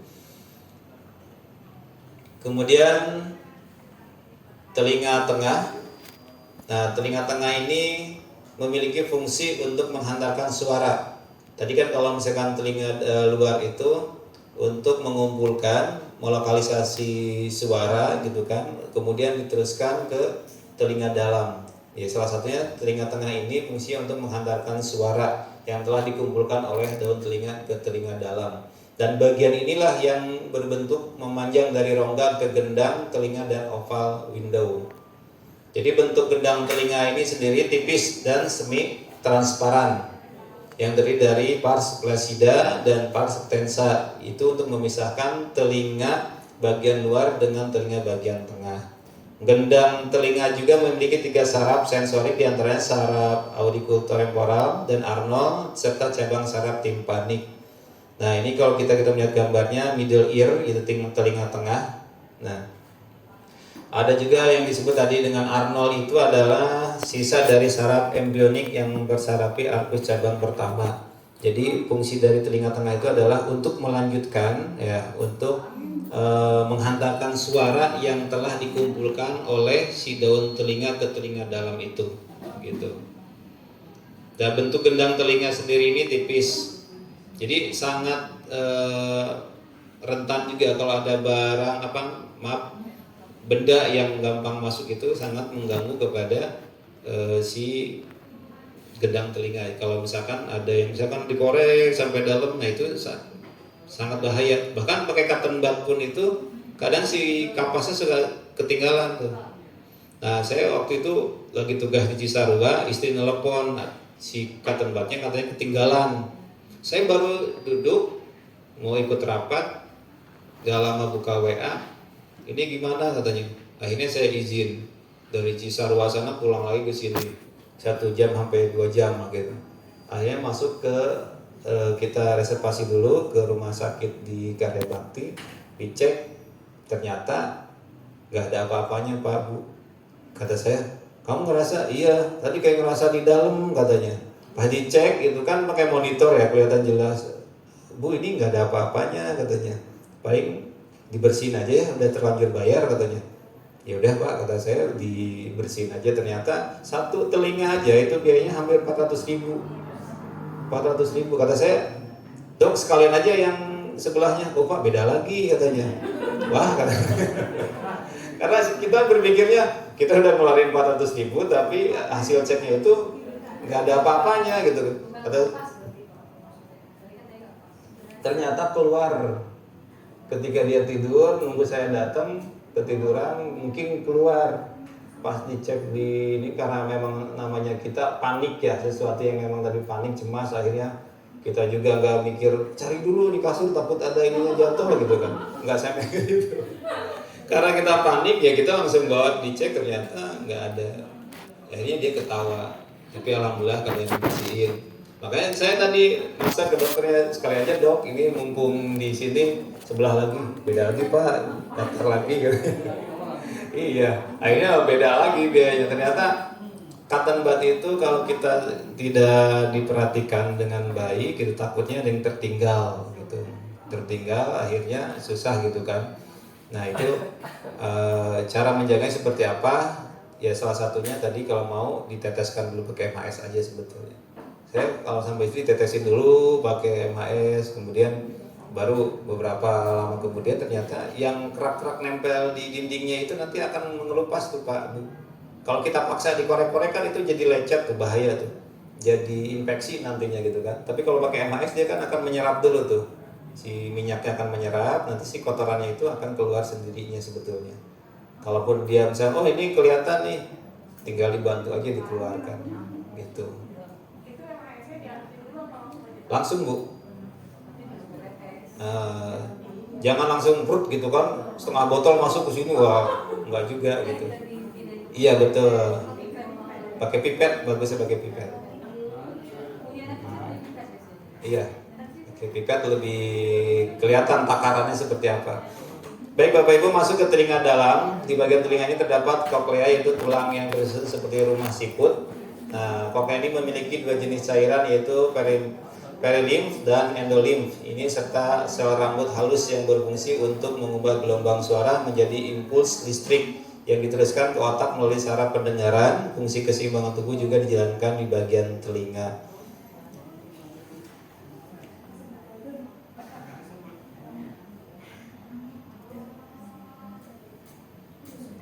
Nah ini kita anatomi sistem indera pendengaran ini menjaganya dengan seperti apa? Yaitu bersihkan telinga dengan benar, ya, membersihkan telinga dengan benar. Hindari membersihkan telinga dengan cotton bud. Jadi kalau cotton bud berlebihan atau yang gampang lepas segala macam itu juga sangat berbahaya. Hindari telinga dari suara keras terlalu lama, gitu kan. Kemudian hindari penggunaan earphone dalam jangka panjang. Nah ini mohon maaf Bapak Ibu disampaikan ke siapapun yang memang misalkan anak-anak kita nih seneng banget dengerin musiknya sendiri tapi pakai earphone, pakai headset, sampai dia terlelap tidur sampai besok, ternyata bahaya gitu kan. Ya ini jangka panjangnya ini bisa mengganggu kepada sistem atau menjaga indera pendengaran si anak tersebut. Jadi kasihan kalau denger pakai headset lama sampai ketiduran, bahaya. Jaga telinga agar tetap kering, kemudian rutin periksa ke dokter, konsumsi air yang cukup, nutrisi yang baik dan herbal. Ini beberapa cara untuk menjaga indera pendengaran kita ya Bapak Ibu. Ada 7, bersihkan telinga tadi dengan benar itu dengan apa? Dengan kalau saran kami itu membersihkan dengan tetesan NHS saja, itu lebih mudah kok, gitu kan. Nanti dibersihkannya bisa menggunakan alat pembersih kuping gitu kan. Banyak kan sekarang yang ada cahayanya juga kan, ada tuh yang pakai baterai gitu kan. Tapi lebih bagusnya itu lebih baik rutin ke dokter. Tapi kan tadi tahu sendiri, sebelah aja udah 400 ribuan. Kalau 2 ya kita menyiapkan 800, 200 jalan bareng jajan di jalanan begitu. Iya kan, kalau kita jalan itu hitungannya yang pokoknya keluar sekian. Nah, sekian persennya itu jajan, minum apa gitu. Nah. Gitu. Oke, masuk kepada indera penciuman Bapak Ibu. Bagian-bagian hidung manusia ini terdiri dari struktur yang kompleks. Nah, ini yang betul sering saya sampaikan. Hidung kita ini sebenarnya rasa syukur yang harus kita tingkatkan. Kenapa? Dengan adanya hidung kita ini, yaitu oksigen yang kita hirup dan keluarkan ini sangat membantu kepada kehidupan kita. Dan alhamdulillah dengan apa yang memang kita miliki saat ini, dengan Allah memberikan kelengkapan dalam tubuh kita ini bisa membantu kepada kehidupan kita sehari-hari. Maka nikmat yang harus kita syukuri ini, satu adalah mensyukuri anggota tubuh kita. Maka guru saya menyampaikan sebelum kita mengistighfarkan diri kita, salah satu yang harus kita istighfarkan itu adalah organ tubuh kita. Mata, apa yang kita lihat, kita istighfarkan. Telinga, apa yang kita dengar juga kita istighfar, sampai organ yang lainnya. Ada 7 organ yang harus kita istighfarkan, ke mata, telinga gitu kan, kemudian mulut, kaki, tangan, dan yang lain-lainnya itu. Nah, itu yang sering diajarkan. Kenapa? Ini nikmat yang sangat besar sebetulnya. Dan bentuk hidung ini nggak ada kan bentuk hidung yang ke atas lubangnya ya Bapak Ibu. Kasihan kalau hujan itu harus ditutupin kan gitu. Jadi ini semuanya ke bawah agar menghirup udaranya itu sirkulasinya supaya terjaga. Fungsi masing-masingnya itu tapi saling berkaitan secara garis besarnya. Anatomi hidung ini terdiri dari hidung bagian luar, rongga hidung, kemudian membran mukosa dan sinus. Ya, jadi setiap detiknya ini hidung melakukan banyak tugas penting. Kalau kita tutup beberapa detik susah ya Bapak Ibu. Jadi sangat mengganggu ke kehidupan kita. Menghirup udara dan menyaring kuman yang terhirup hingga mencium bau semuanya dilakukan oleh hidung. Jadi kalau misalkan disebut dengan membran mukosa itu kan ada lapisan kulit dalamnya. Jadi lapisan kulit dalamnya ini yang sangat sensitif. Makanya jangan sering-sering dibersihkan ya. Mohon maaf misalkan bahasa kita sering gali sumur ya, tapi nggak ada airnya gitu. Keluar kerak-keraknya itu keseringan pun jangan. Ngupil Bu maksudnya. Saya pakai bahasa itu sebenarnya.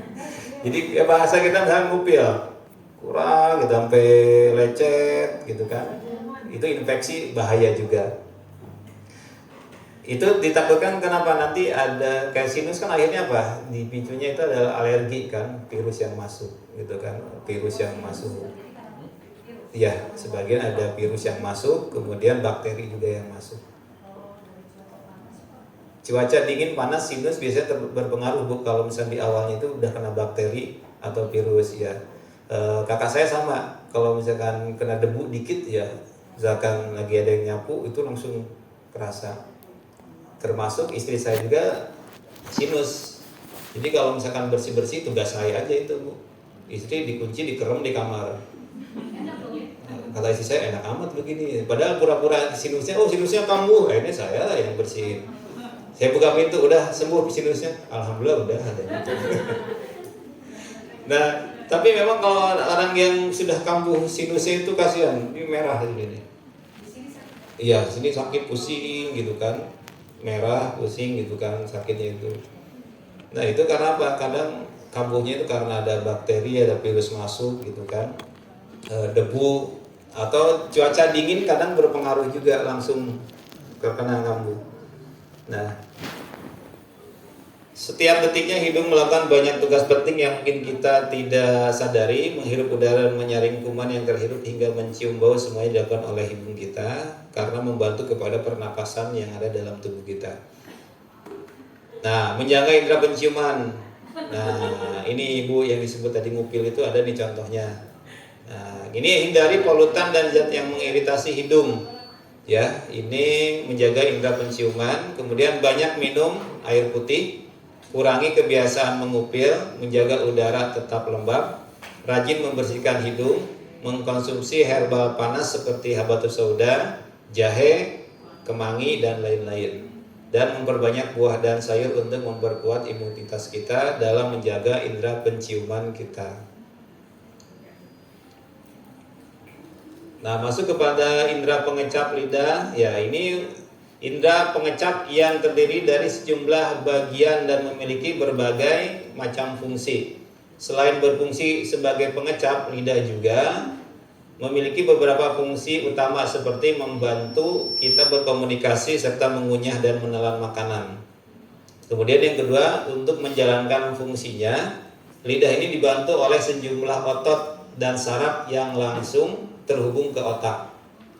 Jadi apa yang kita rasakan asin, manis, segala macam itu akan langsung kepada terhubung ke otak kita. Jadi direspon, oh ini rasanya manis, oh ini rasanya asin, dan lain-lainnya. Keberadaan otot-otot lidah ini yang membuat lidah ini bisa bergerak bebas ke segala arah di dalam rongga mulut. Ya, jadi lidah ini tidak bertulang, tapi tajam. Nah, kalau sudah keluar kata-kata itu pasti tajam katanya. Kemudian macam-macam fungsi lidah. Ini pertama alat pengecap.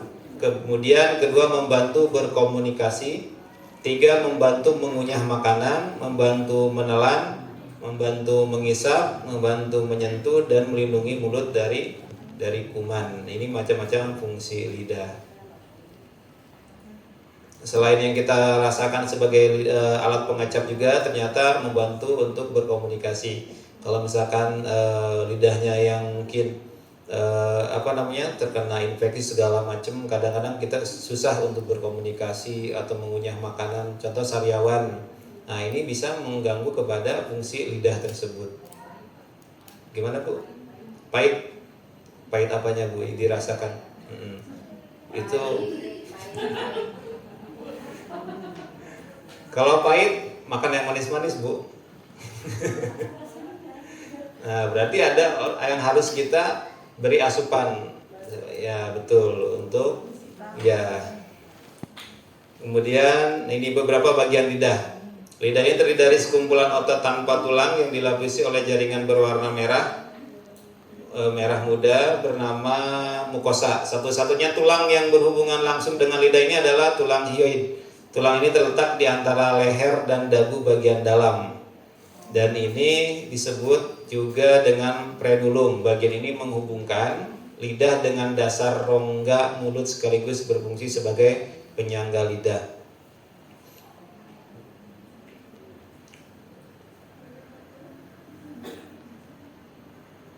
Oke, beberapa bagian lidah secara garis besar. Permukaan lidah ini bisa dibagi menjadi 3 bagian. Ada ujung dan tepi lidah, kemudian ada punggung lidah, ada juga pangkal lidah. Ujung dan tepi lidah ini sesuai namanya, bagian ini meliputi lidah bagian depan serta kanan dan kiri. Dan ujung tepi lidah bisa ini bergerak dengan bebas ke kanan, ke kiri, ke belakang, atau ke depan. Ini ujung dan tepi lidah kita. Yang paling ujung ya, ujung lidah. Kemudian punggung lidah ini, permukaan ini tidak banyak papil atau bintik-bintik kecil yang memberikan tekstur lidah. Kadang pada lidah bisa tampak terdapat kerak.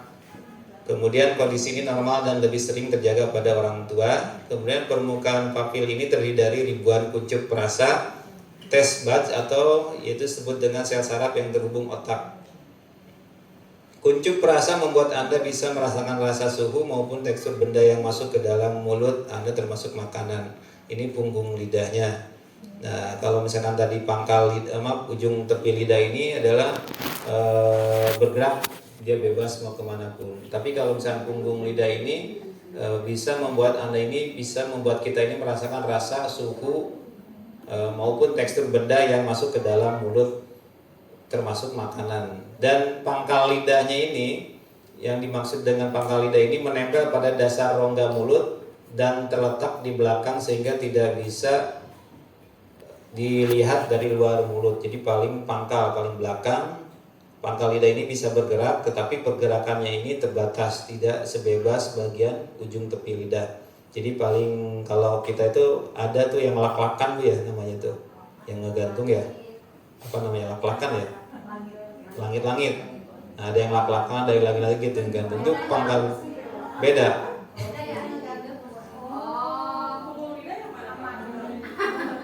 Nah itu betul. Nah, cek kesehatan lewat warna lidah. Lidah warna putih, lapisan putih tebal berhubungan dengan diabetes atau melemahnya sistem kekebalan tubuh. Makanya kalau misalnya di medis kita suka dicek dulu kan gitu. Kemudian lidah berbintik merah, kondisi demikian sangat umum dan tidak berbahaya. Dan ketiga, ujung lidah memerah pertanda seseorang mengalami stres atau gangguan mental. Keempat, lidah hitam dan berbulu. Kondisi ini terjadi akibat bakteri yang sering menyerang para perokok.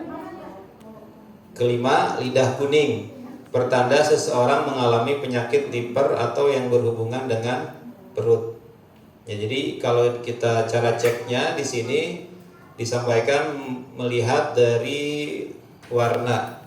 Ya, lidah warna putih, kemudian ada lidah berbintik merah, ujung lidah memerah, kemudian lidah hitam dan berbulu, dan yang kelima itu lidah kuning.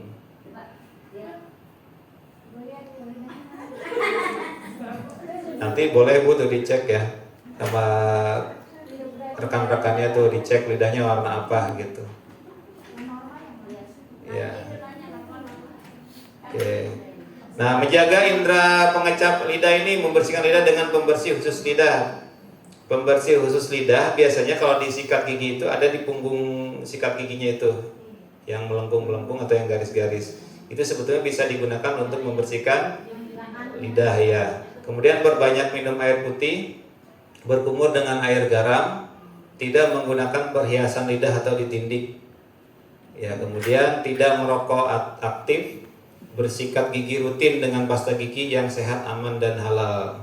Ya, di kita pasta gigi herbal itu yang sangat kandungannya terasa dalam kita untuk bersikat giginya itu. Pertama, menjaga dari kekuatan gigi kita, kemudian aman serta halalnya juga sudah terjamin begitu.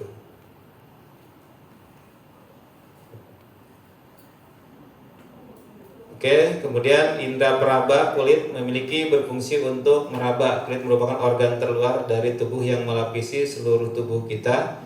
Di dalam kulit terdapat ujung-ujung saraf yang sangat peka untuk meraba. Selain sebagai indera peraba, kulit juga berfungsi sebagai pengatur suhu tubuh. Kemudian pembahasan detailnya itu terkait dengan kulit mungkin ada di materi di integumen ya pertemuan sebelumnya. Bisa Bapak Ibu membuka kembali materi di pertemuan sebelumnya. Gitu ya. Jadi untuk materi untuk kesempatan kali ini sampai di indera peraba, nanti selebihnya mungkin akan disampaikan kembali di materi berikut. Tapi sudah mulai praktek ya Bapak Ibu nanti. Ya mudah-mudahan dilancarkan semua ya Bapak Ibu prakteknya. Ya sesuai instruksi nanti seperti apa. Untuk pertemuan kita kali ini khususnya saya pribadi mohon maaf apabila ada kekurangan dari penyampaian ataupun dari sikap dan kata yang disampaikan, karena kan ada info yang akan disampaikan setelah ini. Saya pribadi mohon undur diri. Mudah-mudahan apa yang kita pelajari pada siang kali ini bermanfaat untuk kita semua. Khususnya saya pribadi, kita sama-sama belajar untuk memahami apa yang memang dalam organ tubuh kita. Jadi kurang lebihnya mohon maaf. Wassalamualaikum warahmatullahi wabarakatuh.